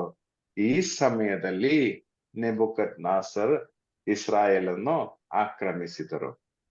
ಇಲ್ಲಿ ನೀವು ನೋಡ್ಬೇಕಾದ ಒಂದು ವಚನ, ನನ್ಗೆ ಗೊತ್ತಿಲ್ಲ ಕನ್ನಡದಲ್ಲಿ ಹೇಗಿದೆ ಅಂತ ಹೇಳಿ. ಈ ಇಸ್ರಾಯೇಲ್ ದೇವರು ಏನ್ ಹೇಳಿದ್ರೆ, ದೇವರು ಓದಿ. ಸರ್ವೇಶ್ವರ ಸ್ವಾಮಿ ಜುದಯದ ಅರಸ ಯೆಹೋಯಾಕೀಮನನ್ನು ಅವನ ಕೈವಶವಾಗುವಂತೆ ಮಾಡಿದರು. ಅಂತೆಯೇ ದೇವಾಲಯದ ನೋಡಿ, ಇವರು ಆಕ್ರಮಿಸಿ ತಗೊಂಡಿರೋದಲ್ಲ. ಸ್ವಾಮಿ, ಇದು ನಾವು ತುಂಬಾ ಅರ್ಥ ಇವರು ಆಕ್ರಮಿಸಿ ತಗೊಂಡಿರೋದಲ್ಲ, ದೇವರವರಿಗೆ ಕೊಟ್ರು ಅಂತ ಹೇಳ್ತಾ ಇದ್ದಾರೆ. ಹಾಗಾದ್ರೆ ಪ್ರಿಯರೇ, ಒಂದು ನೋಡಿ, ದೇವರಿಗೆ ಗೊತ್ತಿಲ್ಲದೆ ಯಾವುದು ನಡೆಯಲ್ಲ. ದೇವರಿಗೆ ಗೊತ್ತಿರುತ್ತದೆ. ಆದ್ರೆ ಈ ಆಕ್ರಮಿಸಲು ಬಿಟ್ಟು ಕೊಟ್ಟಿರೋದು ಏನಕ್ಕೆ ಇರಬೇಕು? ಅವರು ಮರಳಿ ಸನ್ಮಾರ್ಗ, ಅವರು ಪಾಪಾವಸ್ಥೆಯಲ್ಲಿ ಇದ್ದಾರೆ. ಪಾಪಾವಸ್ಥೆಯನ್ನು ಅವರು ತಿಳಿಯಬೇಕು. ಅವರು ತಿಳಿದು ಮರಳಿ ಬರಬೇಕು, ಪರಿಶುದ್ಧಿ ಅವಸ್ಥೆಗೆ ಬರಬೇಕು. ಪ್ರಿಯರೇ, ದೇವರು ಕೊಡುವ ಶಿಕ್ಷಣೆಗೆ ದೇವರು ಶಿಕ್ಷೆ ಕೊಡಲ್ಲ. ಹೇಗೆ ದೇವರು ಪರ್ಮಿಷನ್ ಕೊಡುತ್ತಾರೆ. ಸೈತಾನನು ಕಾರ್ಯಗಳು ಮಾಡುವಾಗ ಓಕೆ ಎಸ್ ಪರ್ಮಿಷನ್ ಕೊಡೋದಷ್ಟೇ, ದೇವರಾಗಿ ಯಾರನ್ನೂ ಶಿಕ್ಷಿಸುವುದಿಲ್ಲ. ನೆಬೂಕದ್ನೆಚ್ಚರ್ ಯುದ್ಧಕ್ಕೆ ಬರುವಾಗ ಇಲ್ಲಿ ಇವರು ಪಾಪದಲ್ಲಿ ಮುಳುಗಿದ್ದಾರೆ, ದೇವರಿಗೇನು ಇವ್ರಿ ಪಾಪದಲ್ಲಿ ಮುಳುಗಿದ್ರೆ ಇವರಿಗೆ ಸಾವಾಗ್ತದೆ, ಇವರಿಗೆ ಸಾವಾಗಬಾರ್ದು. ಅದರಿಂದ ದೇವರು ನೆಬೂಕದ್ನೆಚ್ಚರಿಗೆ ಪ್ರೇರಣೆಯನ್ನು ಕೊಟ್ಟು ಇಸ್ರಾಯೇಲನ್ನು ಆಕ್ರಮಿಸಿದ್ರು. ನಾವು ನೋಡ್ಬೋದು. ಆದರೂ ದೇವರು ಇಸ್ರಾಯೇಲ್ ಆಕ್ರಮಿಸಬೇಕಿತ್ತಾ? ಈ ಚಿಂತೆ ನಮ್ ಅಲ್ವಾ, ಈ ಚಿಂತೆ ನಮ್ಮ ಮನಸ್ಸಲ್ಲಿ ಬರಬಹುದು. ದೇವರಿಗೆ ರಕ್ಷಿಸಿದ್ರೆ ಸಾಕಿತ್ತಲ್ಲ, ಆದ್ರೂ ನಾವು ಇಸ್ರಾಯೇಲಿಗೆ ಯಾಕೆ ಆಕ್ರಮಿಸಬೇಕಿತ್ತು? ಪ್ರಿಯರೇ, ಇಲ್ಲಿ ದೇವರಿಗೆ ಪರ್ಪಸ್ ಏನಂದ್ರೆ, ಇವರು ಈ ಒಂದು ಅವಸ್ಥೆ ನಡೆಯದೇ ಇದ್ರೆ ಈ ಪಾಪದಿಂದ ಇವರು ಬಿಟ್ಟು ನಿಲ್ಲಲ್ಲ. ಈ ಪಾಪದಿಂದ ಬಿಟ್ಟು ನಿಲ್ಬೇಕಾದ್ರೆ ಕೆಲವೊಮ್ಮೆ ಇವರಿಗೆ ಸೋಲು ಬೇಕಾಗುತ್ತದೆ. ಎಷ್ಟೋ ಬಾರಿ ನಮ್ಮ ಜೀವನದಲ್ಲಿ ಸೋಲುಗಳು ಬರುವಾಗ ಪಾಪಗಳನ್ನು ತಿಳಿದು ಬಿಟ್ಟು ನಿಂತ ಸಮಯಗಳುಂಟು. ಅದರಿಂದ ಇಲ್ಲಿ ನಾವು ನೋಡೋದು, ಗಾಡ್ ಗೇವ್ ದೆಮ್ ಟು ನೆಬೂಕದ್ನೆಚ್ಚರ್ ಅಂತಿದೆ. ದೇವರು ಈ ಇಸ್ರಾಯೇಲನನ್ನು ನೆಬೂಕದ್ನೆಚ್ಚರ ಕೈಗೆ ಒಪ್ಪಿಸಿಕೊಟ್ರು. ಅವನ ಆಕ್ರಮಿಸಿ ಜಯಿಸಿದೆ ಅನ್ನಲ್ಲ. ಎಷ್ಟೋ ಬಾರಿ ನೆಬೂಕದ್ನೆಚ್ಚರ ಸ್ಥಾನದಲ್ಲಿ ನಾವಿದ್ದಿದ್ರೆ ನಾವೇನ್ ಹೇಳುವರು? ನಾನೇ ಮಾಡಿದೆ, ನಾನೇ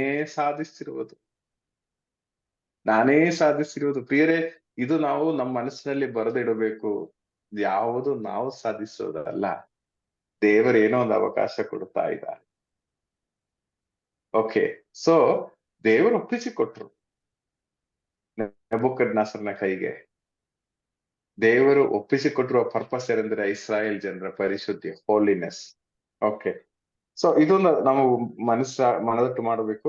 ದೇವರಿಗೆ ಗೊತ್ತಿಲ್ಲದೆ ಶತ್ರುಗಳು ಆಕ್ರಮಿಸುವುದಿಲ್ಲ. ಶತ್ರುಗಳು ಆಕ್ರಮಿಸುವುದಾದ್ರೆ ಅದರಲ್ಲಿ ಒಂದು ಪರ್ಪಸ್ ಇರುತ್ತದೆ.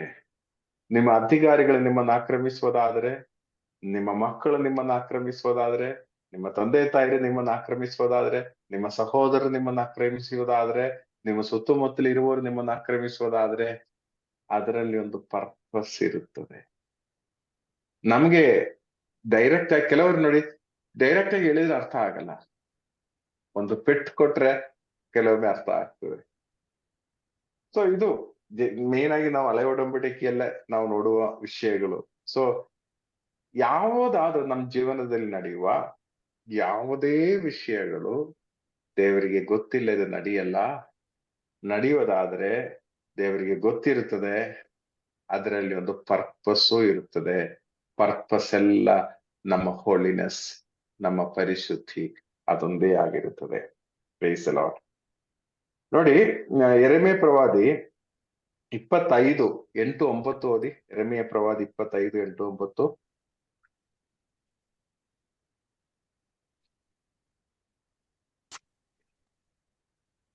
ಆದುದರಿಂದ ಸೇನಾಧೀಶ್ವರ ಸರ್ವೇಶ್ವರ ಸ್ವಾಮಿಯ ಈ ನುಡಿಯನ್ನು ಕೇಳಿರಿ. ಓದಿ. ನೀವು ನನ್ನ ಮಾತನ್ನು ಕೇಳದ ಕಾರಣ ನಾನು ಉತ್ತರ ಭಾಗದ ರಾಷ್ಟ್ರಗಳನ್ನೆಲ್ಲ ಕರೆಯಿಸುವೆನು. ನೋಡಿ, ದೇವರೇ ಹೇಳ್ತಾ ಇದ್ದಾರೆ, ಯೆರೆಮೀಯ ಪ್ರವಾದಿಯ ಮುಖಾಂತರ ಹೇಳ್ತಾ ಇದ್ರೆ, ನೀವು ನನ್ನ ಮಾತುಗಳನ್ನು ಅನುಸರಿಸದೇ ಇದ್ರೆ ಉತ್ತರ ದಿಕ್ಕಿನಿಂದ ಜನರನ್ನು ನಾನು ಕರೆದು ನಿಮ್ಮನ್ನು ಗುಲಾಮರಾಗಿಸುವುದು. ದೇವರು ಕ್ಲಿಯರ್ ಆಗಿ ಹೇಳ್ತಾ ಇದ್ದಾರೆ, ಆದ್ರೆ ಇವರು ಬದಲಾಯಿಸ್ತಾ ಇಲ್ಲ. ಎಷ್ಟೋ ಬಾರಿ ದೇವರು ಬೇರೆ ಬೇರೆ ರೀತಿಯಲ್ಲಿ ನಮ್ಗೆ ತಿಳಿಸುವರು, ಆದ್ರೆ ಇದು ನನಗಲ್ಲ ನೋಡಿ, ಬಾಕಿ ಎಲ್ಲರಿಗೂ ಎಂಬ ರೀತಿಯಲ್ಲಿ ನಾವು ತಗೊಳ್ಳುವಾಗ ದೇವರು ಉತ್ತರ ದಿಕ್ಕಿನಿಂದ ಕೆಲವರನ್ನು ನಮ್ಮ ಮೇಲೆ ಕಳುಹಿಸ್ತಾರೆ. ಗುಲಾಮರಾಗಬೇಕಾಗಿ ಬರುತ್ತದೆ. ಆಗ ನಾವು ತಿಳಿಯಬಹುದು. ಪ್ರಿಯರೇ, ಅನೇಕ ಕಾರಣಗಳಿಗೆ ಉತ್ತರವನ್ನು ಹುಡುಕಿ ಉತ್ತರ ಸಿಕ್ಕದೆ ಜೀವಿಸುವರು ನಾವುಗಳು. ಅದರ ಅರ್ಥ ಮಾಡಿ ಈಗ ಕುಳಿತು ಸ್ವಲ್ಪ ಯೋಚನೆ ಮಾಡೋಣ ನಾವೆಲ್ಲರೂ, ಯಾಕೆ ಹೀಗಾಗ್ತಾ ಇದೆ? ಎಷ್ಟು ಪ್ರವಾದಿಗಳು ವಚನಗಳ ಮುಖಾಂತರ, ದೇವರ ವಾಕ್ಯದ ಮುಖಾಂತರ ನಮ್ಗೆ ತಿಳಿಸಿದ್ದಾರೆ. ಆದ್ರೆ ಇದು ನನಗಲ್ಲ, ಬೇರೆಯವರಿಗೆ ಎಂಬ ರೀತಿಯಲ್ಲಿ ನಾನು ಅದು ಗ್ರಹಿಸದೆ ಬಿಟ್ಟಿರುವ ಕಾರಣದಿಂದ ಉತ್ತರ ದಿಕ್ಕಿನಿಂದ ಕೆಲವ ಮನುಷ್ಯರು ನಮ್ಮನ್ನು ಆಕ್ರಮಿಸಲು ಬರುವ ಸಾಧ್ಯತೆ ಇದೆ. ಅಧಿಕಾರಿಗಳಾಗ್ಬೋದು, ಮನುಷ್ಯರಾಗ್ಬೋದು, ಸಹೋದರರಾಗ್ಬೋದು, ನೇಬರ್ಸ್ ಆಗ್ಬೋದು. ಓಕೆ, ಈಗ ದಾನಿಯೇಲ್ 1:3 ವಚನ, 3, 4, 5 ವಚನಗಳು. ಅನಂತರ ಆ ರಾಜನು ತನ್ನ ಕಂಚುಕಿಯರಲ್ಲಿ ಮುಖ್ಯಸ್ಥನಾದ ಅಶ್ವಜನಿಗೆ, ನೀನು ಇಸ್ರಾಯೇಲರಲ್ಲಿ ಅಂದರೆ ರಾಜವಂಶೀಯರಲ್ಲಿ ಮತ್ತು ಪ್ರಧಾನರಲ್ಲಿ ಕೆಲವು ಯುವಕರನ್ನು ಇಲ್ಲಿಗೆ ಕರೆದು ಬಾ. ಈ ನೆಬೂಕದ್ನೆಚ್ಚರನೊಂದು ಪ್ರತ್ಯೇಕತೆ ಏನೆಂದರೆ, ಕೆಜೆಸ್ ನಿಮ್ಗೆ ಏನ್ ಅನಿಸ್ತಾ ಇದೆ ನೆಬೂಕದ್ನೆಚ್ಚರ ಒಂದು ಪ್ರತ್ಯೇಕತೆ? ಸರ್, ಇವನು 12ನೇ ವಯಸ್ಸಿಗೆ ಇದು ರಾಜನಾಗ್ತಾನೆ. ಹ್ಮ್ ಒಬ್ಬ ಬಹಳ ಫೇಮಸ್, ಇತಿಹಾಸದಲ್ಲಿ ಕೂಡ ಇವನು ತುಂಬಾ ರೆಫರೆನ್ಸ್ ಬರ್ತದೆ. ಹ್ಮ್ ಬಹಳ ಫೇಮಸ್ ಅಂದ್ರೆ ತೂಗು ಉದ್ಯಾನವನ್ನ ಸ್ಥಾಪನೆ ಮಾಡ್ದ ಅನ್ನೋದು ಇವನ ಹೆಸರಿಗೆ ಬರ್ತದೆ. ಹ್ಮ್ ಆದ್ರೆ ಬಹಳ ಒಂಥರ ನಟೋರಿಯಸ್ ಮತ್ತೆ ಕ್ರೂರ ರಾಜನಾಗಿರ್ತಾನೆ. ಹ್ಮ್ ಅಲ್ಲ, ಈಗ ನಾನು ಹೇಳೋದು, ಈ ಹಾ. ಗುಲಾಮರಾಗಿ ಕರ್ಕೊಂಡು ಬಂದಿದ್ದಾರೆ ಇಸ್ರಾಯೇಲಿನಿಂದ. ಮೋಸ್ಟ್ಲಿ ಅಲ್ಲಿಂದ ಹಾ, ಮೋಸ್ಟ್ಲಿ ಅವನಿಗೆ ಹಿಟ್ಲರ್ ಮೆಂಟಾಲಿಟಿ. ಹಿಟ್ಲರ್ ಕೂಡ ಒಂದು ಶ್ರೇಷ್ಠವಾದ ಒಂದು ಜನಾಂಗವನ್ನ ಸ್ಥಾಪನೆ ಮಾಡ್ಬೇಕಂತ ಹೇಳ್ಬಿಟ್ಟು ತುಂಬಾ ಸುಂದರಿಯಾಗಿರುವಂತಹ ಹೆಂಗಸರನ್ನ ಹಾಗೂ ತುಂಬಾ ದಷ್ಟಪುಷ್ಟವಾಗಿರೋ ಗಂಡಸರನ್ನ ಆಯ್ಕೆ ಮಾಡ್ಕೊಂಡು ಅವರಿಂದ ಬಂದ ಸಂತಾನ ಒಂದು ಹೊಸ ಸೈನ್ಯವನ್ನ ಮಾಡ್ಬೇಕು ಅಂತ ಇದ್ದ. ಹ್ಮ್ ಹ್ಮ್ ಹ್ಮ್ ಸೊ ಆ ಒಂದು ಮೆಂಟಾಲಿಟಿ ಇವನಿಗೆ ಇತ್ತು ಅನ್ಸುತ್ತೆ, ಅದೇ ಸರ್, ತರ ಮಾಡ್ಬೇಕು ಅಂತ. ಇನ್ನೊಂದೇನಂದ್ರೆ, ಇವನಿಗೆ ಬೆಸ್ಟ್ ನೋಡಿ, ಇವರು ನೋಡಿ ಅದರಲ್ಲಿ ಬಾಲಕರನ್ನ ಸೆಲೆಕ್ಟ್ ಮಾಡಿ ಅಂತ ಹೇಳ್ತಾ ಇದ್ದಾರೆ. ಸೊ ಒಂದು ರೀತಿಯಲ್ಲಿ ನೀವು ಹೇಳಿದ ಪಾಯಿಂಟ್ ಕರೆಕ್ಟ್. ಅದ್ರ ಜೊತೆಗೆ ಇವನೊಂದು ವಿಷನರಿ ಆಗಿದ್ದಾರೆ. ಎಕ್ಸ್ಪರ್ಟ್ ಆಗಿರೋ ಬಾಲಕರನ್ನು ಅಲ್ಲೇ ಟ್ರೈನಿಂಗ್ ಕೊಟ್ಬಿಟ್ರೆ ಅವರಿಂದ ಮ್ಯಾಕ್ಸಿಮಮ್ ಎಫೆಕ್ಟಿವ್ ಆಗಿ ಕಾರ್ಯಗಳು ನಡೆಯುತ್ತದೆ.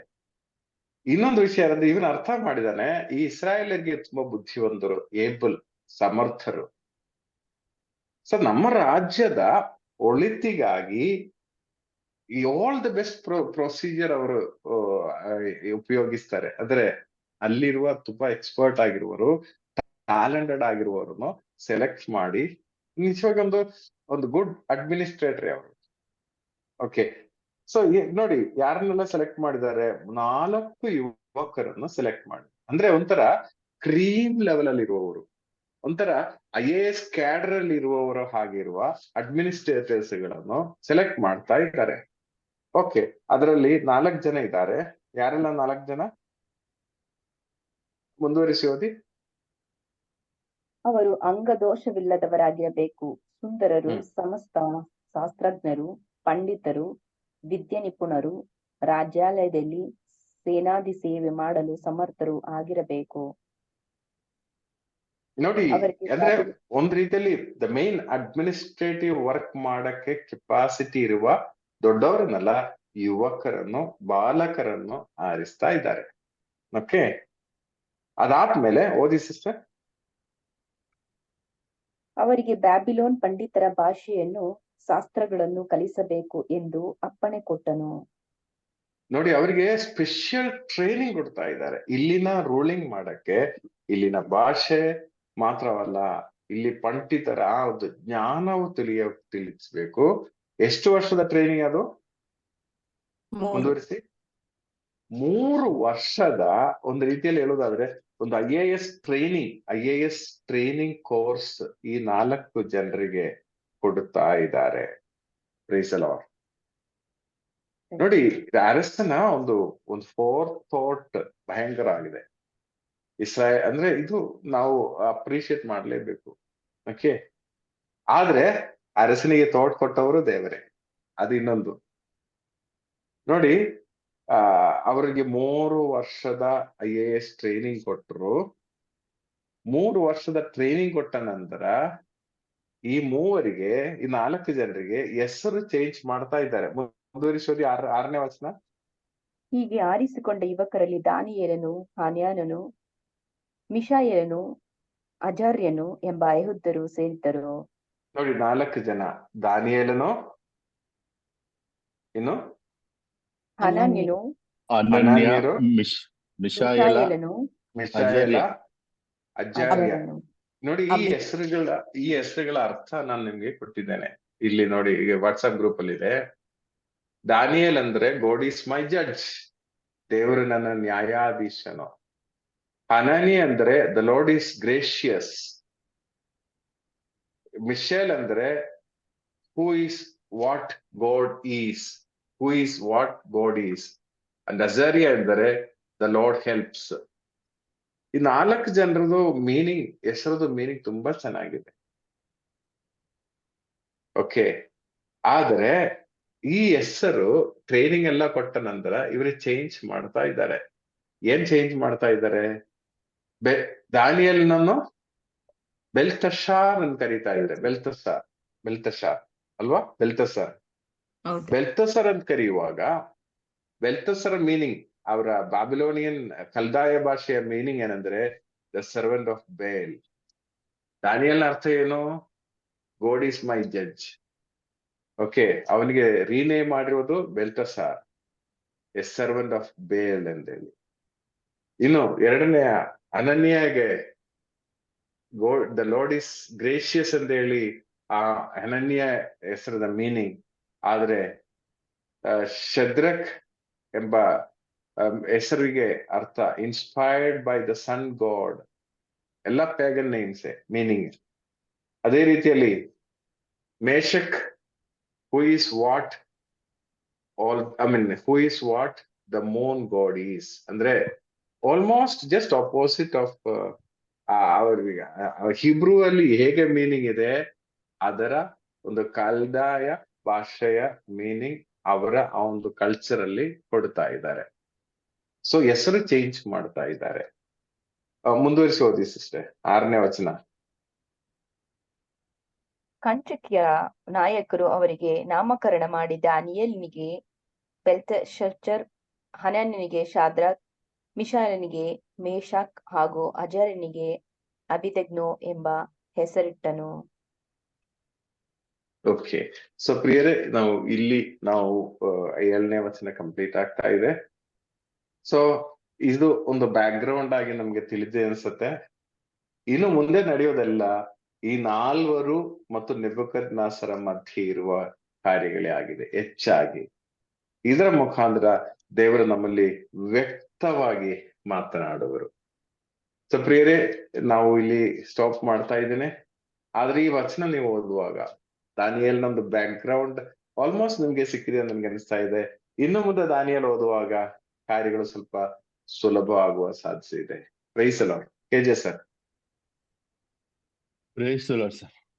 Price the Lord. ಪ್ರಿಯರೇ, ಇವತ್ತು ನಮ್ಗೆ ದಾನಿಯೇಲನ ಒಂದು ಹಳೆ ಒಡಂಬಡಿಕೆಯ ದಾನಿಯೇಲನ ಒಂದು ಮುಖ್ಯವಾದ ಗ್ರಂಥ, ಇದರ ಒಂದು ಅಧ್ಯಯನವನ್ನ ನಾವು ಪ್ರಾರಂಭ ಮಾಡಿದ್ದೇವೆ. ಇದಕ್ಕೆ ನಮ್ಮ ಶಿಕ್ಷಕಿಯೇ ಆಗಿದ್ದಂತ ಸಗಾಯಿ ಸಿಸ್ಟರ್ ಅವರು ಇದನ್ನ ಉತ್ತಮವಾಗಿ ನಮಗೆ ಪ್ರಾರಂಭಿಸಿ ಕೊಟ್ಟಿದ್ದಾರೆ. 1ರಿಂದ 7 ವಚನಗಳು ಅವರ ಪಾಲಿಗೆ ಇತ್ತು. ಅದರ ಹಿನ್ನೆಲೆ ಮತ್ತು ಆ ಒಂದೊಂದು ವಚನಗಳನ್ನು ಅವರು ತೆಗೆದುಕೊಂಡು ನಮಗೆ ವಿವರಿಸಿ ಕೊಟ್ಟಿದ್ದಾರೆ. ಸೊ ಅವ್ರು ಹೇಳಿದ್ರು, ಈ ದಾನಿಯೇಲ್ ಗ್ರಂಥವನ್ನ ಹೀಬ್ರೂ ಹಾಗೂ ಅರೇಮಿಕ್ ಭಾಷೆಗಳಲ್ಲಿ ಬರೆಯಲಾಗಿದೆ. ಮತ್ತೆ ಯೋಯಾಕೀಮನ ಆಡಳಿತ, ಅವನು 11 ವರ್ಷ ಆಳ್ತಾನೆ. ಮತ್ತೆ ಆ ಆಳ್ವಿಕೆಯ 3ನೇ ವರ್ಷದಲ್ಲಿ ನೆಬೂಕದ್ನೆಚ್ಚರ್ ದಾಳಿ ಮಾಡ್ತಾನೆ ಎಂಬುದಾಗಿ. ಸೊ ಆ ಸಮಯದಲ್ಲಿ ಯೆರೆಮೀಯ ಅವ್ರಿಗೆ ಪ್ರವಾದನೆಯನ್ನ ಮಾಡ್ತಾನೆ ಅನ್ನೋದು ನಮ್ಗೆ ತಿಳಿಸ್ಕೊಟ್ಟಿದ್ದಾರೆ. ಸೊ ಇಲ್ಲಿ ನಾನೊಂದು ಸೇರ್ಸಕ್ ಇಷ್ಟಪಡೋದೇನಂದ್ರೆ, ಈ ಇಸ್ರಾಯೇಲ್ ಮತ್ತು ಜೂಡಾ 2 ರಾಜ್ಯಗಳು ಇದು ಯಾವಾಗ ಡಿವೈಡ್ ಆಯ್ತು? ದಾವಿದನ ಕಾಲದಲ್ಲಿ ನಾವು ನೋಡಿದ್ವಿ. ಸೌಲನ ಕಾಲದಲ್ಲಿ ಒಂದೇ ಒಂದು ರಾಜ್ಯ ಇತ್ತು, ದಾವಿದನ ಕಾಲದಲ್ಲಿ ಒಂದೇ ರಾಜ್ಯ ಇತ್ತು, ಹಾಗೂ ಸೊಲೊಮನ್ ಕಾಲದಲ್ಲಿ ಕೂಡ ಒಂದೇ ರಾಜ್ಯ ಇತ್ತು. ಸೊಲೊಮನ್ನ ಮಗ ರೆಹಬೋವಾಮ ಅವನ ಕಾಲದಲ್ಲಿ ಏನಾಯ್ತು? ರಾಜ್ಯ ಡಿವೈಡ್ ಆಗೋಯ್ತು, ಒಡೆದೋಯ್ತು. ಅಂದ್ರೆ ದಕ್ಷಿಣದ 2 ರಾಜ್ಯಗಳು ರೆಹಬೋಮನಿಗೆ ವಿಧೇಯರಾಗಿ ಉಳ್ಕೊಂಡ್ರು. ಮತ್ತೆ ಉತ್ತರ ಭಾಗದ 10 ಕುಲದವರು ಅವರಿಗೆ ವಿರುದ್ಧವಾಗಿ ಹೋದ್ರು. ಸೊ ಉತ್ತರದ ಭಾಗವನ್ನ ಇಸ್ರಾಯೇಲ್ ರಾಜ್ಯ ಅಂತನೂ, ದಕ್ಷಿಣದ ಭಾಗವನ್ನ ಜುದೆಯ ರಾಜ್ಯ ಅಂತಲೂ ಡಿವೈಡ್ ಆಗೋಯ್ತು. ಸೊ ಈಗ ಈ ಯೆಹೋಯಾಕೀಮ್ ಇದ್ದದ್ದು ಜುದೆಯ ರಾಜ್ಯದಲ್ಲಿ, ಅಂದ್ರೆ ದಕ್ಷಿಣ ಭಾಗದ ರಾಜ್ಯದಲ್ಲಿ. ಸೊ ಇದೊಂದು ಸ್ವಲ್ಪ ಬ್ಯಾಕ್ ಗ್ರೌಂಡ್ ನಮ್ಮ ಮನಸ್ಸಲ್ಲಿ ಇರ್ಲಿ, ಯಾಕಂದ್ರೆ ಕನ್ಫ್ಯೂಸ್ ಆಗ್ತದೆ, ಅದ್ಯಾಕೆ ಇಸ್ರಾಯೇಲ್ ರಾಜ್ಯ ಯಾವುದು, ಜುದೆಯ ರಾಜ್ಯ ಯಾವುದು ಅಂತ. ಸೊ ಆಗ ಕಾಲದಲ್ಲಿ ಅದು ಅಂದ್ರೆ ಸುಮಾರು 922ರಿಂದ 721 ಕಾಲದಲ್ಲಿ ಅದು ಡಿವೈಡ್ ಆಯ್ತು ಅಂತ ಇತಿಹಾಸ ಹೇಳ್ತದೆ. ಸೊ ಈಗ ಸರ್, ಈ ಪಾಯಿಂಟ್ ಜೊತೆಗೆ ಈ ಜುಡೆಯ ಮಾತ್ರ ಪ್ಯೂರ್ ಆಗಿ ನಿಂತರು. ಇಸ್ರಾಯೇಲ್ ಅವರು ಗುಲಾಮರಾಗಿ ಅಲ್ಲಿ ಇಲ್ಲಿ ಹೋದಾಗ ಬೇರೆಯವರೊಂದಿಗೆ ಮಿಕ್ಸ್ ಆಗಿ ಆ ಪ್ಯೂರಿಟಿ ಅವರು ನಷ್ಟಪಡಿಸಿದ್ರು. ಅವರು ಸಮಾರಿಟನ್ಸ್ ಅಂತ ಹೇಳಿ ನಾವು ಹೇಳ್ತೀವಲ್ಲ, ಸಮಾರಿಯಾ ಊರು, ಆ ಒಂದು ಜನಾಂಗವಾಗಿ ಮಾರ್ಪಾಡಾದ್ರು ಅವರು. ಸರಿ sir. Praise the Lord. So ಇಲ್ಲಿ ನಮ್ಗೆ ಜಾಯ್ ಬ್ರದರ್ ನಮ್ಗೆ ದಾನಿಯಲ್ನ ಗ್ರಂಥ, ಅದರ ಲೇಖಕರು ಯಾರು, ಅದರ ಪಕ್ಕ ದಾನಿಯಲ್ಲರೇ ಅಂತ ನಮ್ಗೆ ತೋರಿಸ್ಕೊಟ್ರು. ಯಾಕಂದ್ರೆ ಅನೇಕ ಕಡೆ ದಾನಿಯಲ್ ಅಂತ ನಾನು ಬರೆಯುತ್ತಿದ್ದೇನೆ ಅನ್ನೋದು ಉಲ್ಲೇಖಗಳನ್ನ ತೋರಿಸ್ಕೊಟ್ರು. ಸೊ ಈ ಒಂದು ಗ್ರಂಥದ ಉದ್ದೇಶವನ್ನ ನಮ್ಗೆ ಹೇಳಿದ್ರು. ಸೊ ಇಲ್ಲಿ ರಾಜನನ್ನ ಸೇವಿಸುವುದು ಮತ್ತು ದೇವರನ್ನ ಸೇವಿಸುವುದು. ಸೊ ಹೆಚ್ಚು ವಿಶ್ವಸ್ತತೆಯೊಂದಿಗೆ ದೇವರನ್ನ ಸೇವಿಸುವುದು ಬಹಳ ಮುಖ್ಯ. ಅಂದ್ರೆ ಯಾವುದೇ ಅವಸ್ಥೆಯಲ್ಲಿದ್ರೂ ಕೂಡ ದೇವರನ್ನ ವಿಶ್ವಸ್ತತೆಯೊಂದಿಗೆ ನಾವು ಸೇವೆ ಮಾಡಬೇಕು, ದೇವರ ಸೇವೆ ಮಾಡಬೇಕು. ಸೊ ಇದನ್ನ ಹೈಲೈಟ್ ಮಾಡೋದು ಒಂದು ಉದ್ದೇಶ. ಎರಡನೇದಾಗಿ ದೇವರ ವಾಕ್ಯದಲ್ಲಿರುವ ವಿಶ್ವಾಸದ ಬಲ.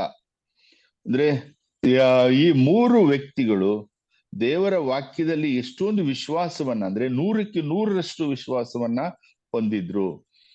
ಸೊ ಮತ್ತೆ ಎಲ್ಲಿ ಅವರ ಮನಸ್ಸಿನಲ್ಲಿ ಇದ್ದುದು ದೇವರ ವಾಕ್ಯ, ಯಾವುದೇ ಸ್ಥಿತಿಯಲ್ಲಿ ಇರಲಿ. ದಾನಿಯೇಲ 12 ಸಿಂಹಗಳ ಮಧ್ಯೆ ಕುಳಿತಿದ್ರು ಕೂಡ ಅವನ ಮನಸ್ಸೆಲ್ಲ ದೇವರ ಮೇಲೆ ಇತ್ತು. ಹಾಗಾಗಿ ಸಿಂಹಗಳು ಅವನಿಗೆ ಏನು ಮಾಡ್ಲಿಕ್ಕೆ ಸಾಧ್ಯ ಇಲ್ಲ. ಅಂದ್ರೆ ದೇವರ ವಾಕ್ಯದ ಮೇಲೆ ಅವನಿಗೆ ಹೆಚ್ಚು ವಿಶ್ವಾಸ ಇತ್ತು. ಈ ಒಂದು ಗ್ರಂಥವನ್ನ ಥೀಮ್ ಆಗಿ ತೆಗೆದುಕೊಂಡ್ರೆ ಇದರಲ್ಲಿ 4 ಥೀಮ್ಗಳನ್ನ ನಾವು ಕಾಣಬಹುದು ಅಂತ ತೋರಿಸ್ಕೊಟ್ರು. ಇದು ಮಾನವನ ರಾಜ್ಯವಾದರೂ ದೇವರೇ ನಿಜವಾದ ರಾಜರಾಗಿದ್ದಾರೆ. ಎರಡನೇದಾಗಿ ದೇವರಿಗೆ ಎಲ್ಲವೂ ತಿಳಿದಿದೆ, ಎಲ್ಲವೂ ದೇವರ ನಿಯಂತ್ರಣದಲ್ಲಿದೆ. ಯಾವುದೇ ಒಂದು ವಿಚಾರಗಳು ದೇವರ ಅರಿವಿಲ್ಲದೆ ನಡೆಯೋದಿಲ್ಲ. ಮೂರನೇದಾಗಿ ವಿಶ್ವಸ್ತತೆಯೊಂದಿಗೆ ನಿಂತರೆ ನಾವು ಎಲ್ಲಾ ತರದ ಸಿಂಹಗಳನ್ನ ನಮ್ಮ ಜೀವನದಲ್ಲಿ ಎದುರಿಸಬಹುದು. ನಾಲ್ಕನೇದಾಗಿ ಪ್ರಭು ಯೇಸುವೆ ಏಕೈಕ ರಕ್ಷಕರು. ಸೊ ಇದು 4 ಥೀಮ್ಗಳು ನಮ್ಗೆ ಕಂಡು ಬರ್ತದೆ. ಮತ್ತೆ ಈ ಕಾಲದಲ್ಲಿ 3 ಪ್ರವಾದಿಗಳನ್ನ ನಾವು ಕಾಣ್ತೇವೆ. ಈ 3 ಪ್ರವಾದಿಗಳು ಅಂದ್ರೆ ಯೆರೆಮೀಯ, ಎಜಿಕಿಯ ಮತ್ತು ದಾನಿಯೇಲ, ಇವರು ಸಮಕಾಲೀನರು. ಸೊ ಒಂದೇ ಕಾಲದಲ್ಲಿದ್ರು ಬೇರೆ ಬೇರೆ ಸ್ಥಳಗಳಲ್ಲಿ ಇವರು ಪ್ರವಾದನೆಗಳನ್ನ ಮಾಡ್ತಾರೆ ಅಂತ. ಮತ್ತೆ 1ರಿಂದ 6 ಅಧ್ಯಾಯಗಳು, ಅಂದ್ರೆ 2 ಭಾಗ ಮಾಡ್ಬೋದು. 1ರಿಂದ 6 ಅಧ್ಯಾಯಗಳು ದೇವರು ಹೇಗೆ ಚರಿತ್ರೆಯಲ್ಲಿ ಪ್ರವರ್ಧಿಸಿದ್ರು, ಅಂದ್ರೆ ದೇವರ ಒಂದು ಪ್ರಾವಿಡೆನ್ಸ್ ಅನ್ನ ನಾವು ಅಲ್ಲಿ ಕಾಣ್ತೇವೆ. 2ನೇ ಭಾಗ 7ರಿಂದ 12 ಅಧ್ಯಾಯಗಳಲ್ಲಿ ಇತಿಹಾಸದಲ್ಲಿ, ಚರಿತ್ರೆಯಲ್ಲಿ ದೇವರು ಏನು ಉದ್ದೇಶವನ್ನ ಹೊಂದಿದ್ರು. ಸೊ ಒಂದ್ ಕಡೆ ಪ್ರಾವಿಡೆನ್ಸ್ ಆಫ್ ಗಾಡ್, ಇನ್ನೊಂದು ಪರ್ಪಸ್ ಆಫ್ ಗಾಡ್. ಹಾಗೆ ವಚನ 1ರಿಂದ 2, 1ನೇದೇ ವಚನ 1ರಿಂದ 2. ಸೊ ಈ ಕಾರ್ಯಗಳು ನಡೆದದ್ದು ಯೆರೆಮೀಯ ಮತ್ತು ಎಜಿಕಿಯ ಅವರ ಕಾಲದಲ್ಲಿ. ನೆಬೂಕದ್ನೆಚ್ಚರನ ದಾಳಿ ಮಾಡಿ ಇಸ್ರಾಯೇಲ್ ರಾಜ್ಯವನ್ನ ಆಕ್ರಮಿಸಿಕೊಳ್ತಾನೆ.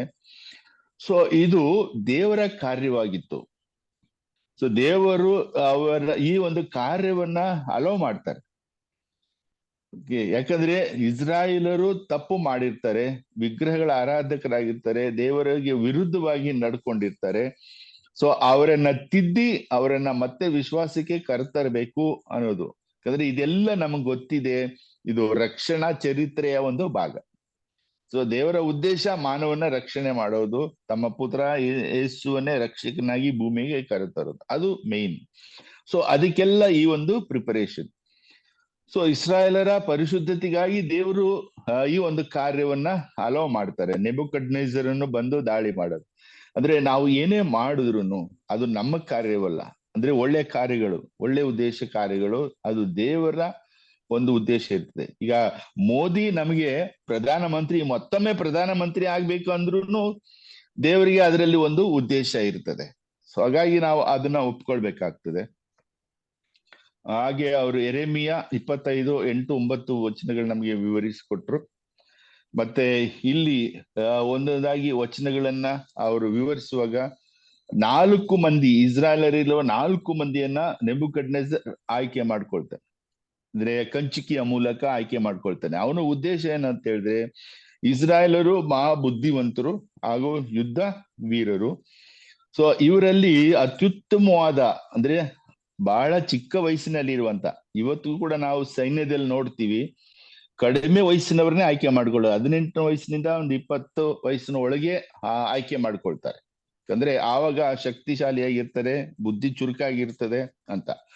ಸೊ ಒಂದು ರೀತಿ ನಾವು IAS ಮತ್ತೆ IPS ಪರೀಕ್ಷೆ, UPS ಎಕ್ಸಾಮ್ ಬರೀತಾರಲ್ಲ, ಸೊ ಆ ರೀತಿ ಅಷ್ಟು ಬುದ್ಧಿವಂತರನ್ನ ಮತ್ತೆ ಶಕ್ತಿವಂತರನ್ನ ಹಾಗೂ ಒಳ್ಳೆ ಆರೋಗ್ಯವಾಗಿದ್ದಂದ್ರೆ ಅವರಲ್ಲಿ ಯಾವುದೇ ನ್ಯೂನ್ಯತೆ ಇರಬಾರದು.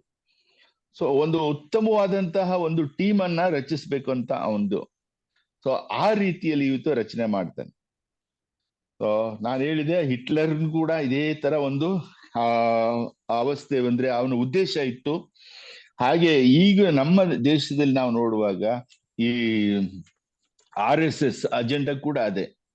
ಇವತ್ತು ಕೂಡ ಅವರು ಗುಜರಾತ್ನಲ್ಲಿ ಒಂದು ಶಾಲೆಯನ್ನು ಓಪನ್ ಮಾಡಿದ್ದಾರೆ. ಆ ಗುರುಕುಲ ರೀತಿಯ ಒಂದು ಶಾಲೆ, ಅದರಲ್ಲಿ ಎಷ್ಟೋ ಸಾವಿರ ಜನ ಮಕ್ಕಳನ್ನ ಅವರು ಓದಿಸಿ ಅದರಲ್ಲಿ ಟ್ರೈನಿಂಗ್ ಕೊಡ್ತಾ ಇದ್ದಾರೆ. ಮತ್ತೆ ಇನ್ನೂ ಅವ್ರಿಗೆ IAS ಎಕ್ಸಾಮ್ ಅನ್ನ ಇವರೇ ತಗೋಬೇಕು, ಇವ್ರಿಗೆ ಬರಬೇಕು ಅದಂತೇಳಿ ಅದಕ್ಕೂ ಕೂಡ ಟ್ರೈನಿಂಗ್ ಕೊಡ್ಲಿಕ್ಕೆ ತುಂಬಾ ವ್ಯವಸ್ಥೆಗಳನ್ನ ಮಾಡಿದ್ದಾರೆ. ಈ RSS ಅವರು ಸುಮಾರು ಒಂದು 30-40 ವರ್ಷಗಳ ಮುಂದಕ್ಕೆ ಯೋಚನೆ ಮಾಡ್ತಾ ಇದ್ದಾರೆ. ಸೊ ಈ ಒಂದು ಬುದ್ಧಿ ಈ ನೆಬೂಕದ್ನೆಚ್ಚರ್ ಅಲ್ಲಿ ಇತ್ತು. ಅದರಿಂದ ಇಂಥ ಮಕ್ಕಳನ್ನ ಆರಿಸ್ಕೊಂಡು ಅವ್ರಿಗೆ ವಿಶೇಷ ಭೋಜನ ವ್ಯವಸ್ಥೆ, ವಿಶೇಷವಾದ ತರಬೇತಿ ವ್ಯವಸ್ಥೆ ಮಾಡ್ತಾರೆ. ಮತ್ತು ಅವರ ಹೆಸರನ್ನು ಕೂಡ ಚೇಂಜ್ ಮಾಡ್ಬಿಡ್ತಾರೆ. ಸೊ ಹೆಸರನ್ನು ನಾವು ನೋಡಿದೀವಿ, ದಾನಿಯೇಲನ ಅರ್ಥ ಅನನ್ಯ, ಮಿಶಾಯಲ, ಅಜರ್ಯ ಅರ್ಥವನ್ನ ನಮ್ಗೆ ಇವತ್ತು ತಿಳಿಸ್ಕೊಟ್ರು. ಸೊ ಅದಕ್ಕೆ ವಿರುದ್ಧವಾದಂತಹ ಹೆಸರುಗಳನ್ನ ಅವರಿಗೆ ಕೊಡ್ತಾ ಇದ್ದಾರೆ. ಅಂದ್ರೆ ಅವರ ಐಡೆಂಟಿಟಿನೂ ಕೂಡ ನಾಶ ಮಾಡ್ಬೇಕು ಅಂತ ಅವನ ಉದ್ದೇಶ. ಆದರೆ ನಮಗ್ ಗೊತ್ತಿದೆ ಇವರು ಎಂತ ವಿಶ್ವಾಸವುಳ್ಳವರಾಗಿದ್ರು ಅಂತೇಳಿ. ಸೊ ಇಷ್ಟು ನನ್ಗೆ ಅರ್ಥ ಆಗಿದೆ sir. Praise the Lord. Praise the Lord, praise the Lord. So Daniel ಗ್ರಂಥ ಓಪನ್ ಆಗಿದೆ. ನೀವು ಈಗ ನಿಮ್ಮ ಅನಿಸಿಕೆ ಶೇರ್ ಮಾಡಬಹುದು. Shashikala sister, Dayala. Brother, praise the Lord. Praise Lord Dayala. ಇವಾಗ ನೀವ್ ಹೇಳಿದ್ರಿ ದಾನಿಯೇಲ್ ಗ್ರಂಥ ಪ್ರಾರಂಭವಾಗಿದೆ ಅಂತ ಬ್ರದರ್, ಮಾತಾಡಿ. ಹೇಳಿ ಸಿಸ್ಟರ್. ನಾಳೆ ನಂದು ಅಂದ್ರೆ ನಂದು 8ರಿಂದ 14 ತನಕ ಇರುತ್ತೆ. ನನ್ಗನ್ಸುತ್ತೆ ನೀವಿಬ್ರು ಸೇರಿ ಇಡೀ ದಾನಿಯೇಲನ ಗ್ರಂಥನೇ ಹೇಳಿದ್ರೇನೋ ಅಂತ. ಈಗ ನಾಳೆ ನಾನ್ ಏನ್ ಹೇಳೋದು ಇದ್ರಲ್ಲೇ ನಾನು ಒಂದೊಂದು ಇದು ಅಂತ ಹೇಳಿದ್ರೆ ಇದೇ ರಿಪೀಟೆಡ್ ಅಂತ ಇದಾಗ್ಬಿಡುತ್ತೆ. ಆದ್ರೆ ಇಷ್ಟು ಚೆನ್ನಾಗ್ ಬರುತ್ತೋ ಇಲ್ವೋ ಅಂತಾನೆ. No problem, no problem. ನೀವು ಆ ವಚನಗಳೇ ನೀವು ಶೇರ್ ಮಾಡಿ, ಏನ್ ಪ್ರಾಬ್ಲಮ್ ಇಲ್ಲ. ಈಗ ನಿಮ್ಗೆ ಇದು ಓದಿದಾಗ ಇದ್ದ ಏನಾದ್ರು ಎಕ್ಸ್ಟ್ರಾ ಅವೇರ್ನೆಸ್, ನಾಲೆಜ್ ಏನಾದ್ರು ಸಿಗ್ತಾ? ಅಂದ್ರೆ ಬ್ರದರ್, ನಾನ್ ಅನ್ಕೊಳಾಗ ದಾನಿಯೇಲನ ಒಂದು ಪರಿಚಯ ಮಾಡ್ಕೊಡೋದು ಅಂತ. ಮತ್ತೆ ಅದೇ ಈಗ ಕರ್ಕೊಂಬಂದು ಈಗ ಇವಾಗ ಇವ್ರು ಬ್ರದರ್ ಹೇಳಿದ್ರಲ್ಲ RSS ಅಲ್ಲಿ ಹೆಂಗೆ ಅವ್ರು ಟ್ರೈನ್ ಅಪ್ ಮಾಡ್ತಾರೆ ಅಂತ. ನನ್ ತಲೆಯಲ್ಲಿ ಏನ್ ಬಂತು ಅಂತ ಹೇಳಿದ್ರೆ, ಇವ್ರು ಎಲ್ಲ ಅದೊಂದು ನಾವ್ ನೋಡಿದಲ್ಲ, ಇದ್ ಮಾಡಿದಲ್ಲ, ಹಿಂಗೆ ಮುಸ್ಲಿಂಗಳು ಸಣ್ಣ ಸಣ್ಣ ಹುಡುಗರನ್ನ ತಗೊಂಡೋಗಿ ಹೆಂಗೆ ಟ್ರೈನ್ ಅಪ್ ಮಾಡಿ ಒಂಥರ ಹೇಳ್ತಾರಲ್ಲ,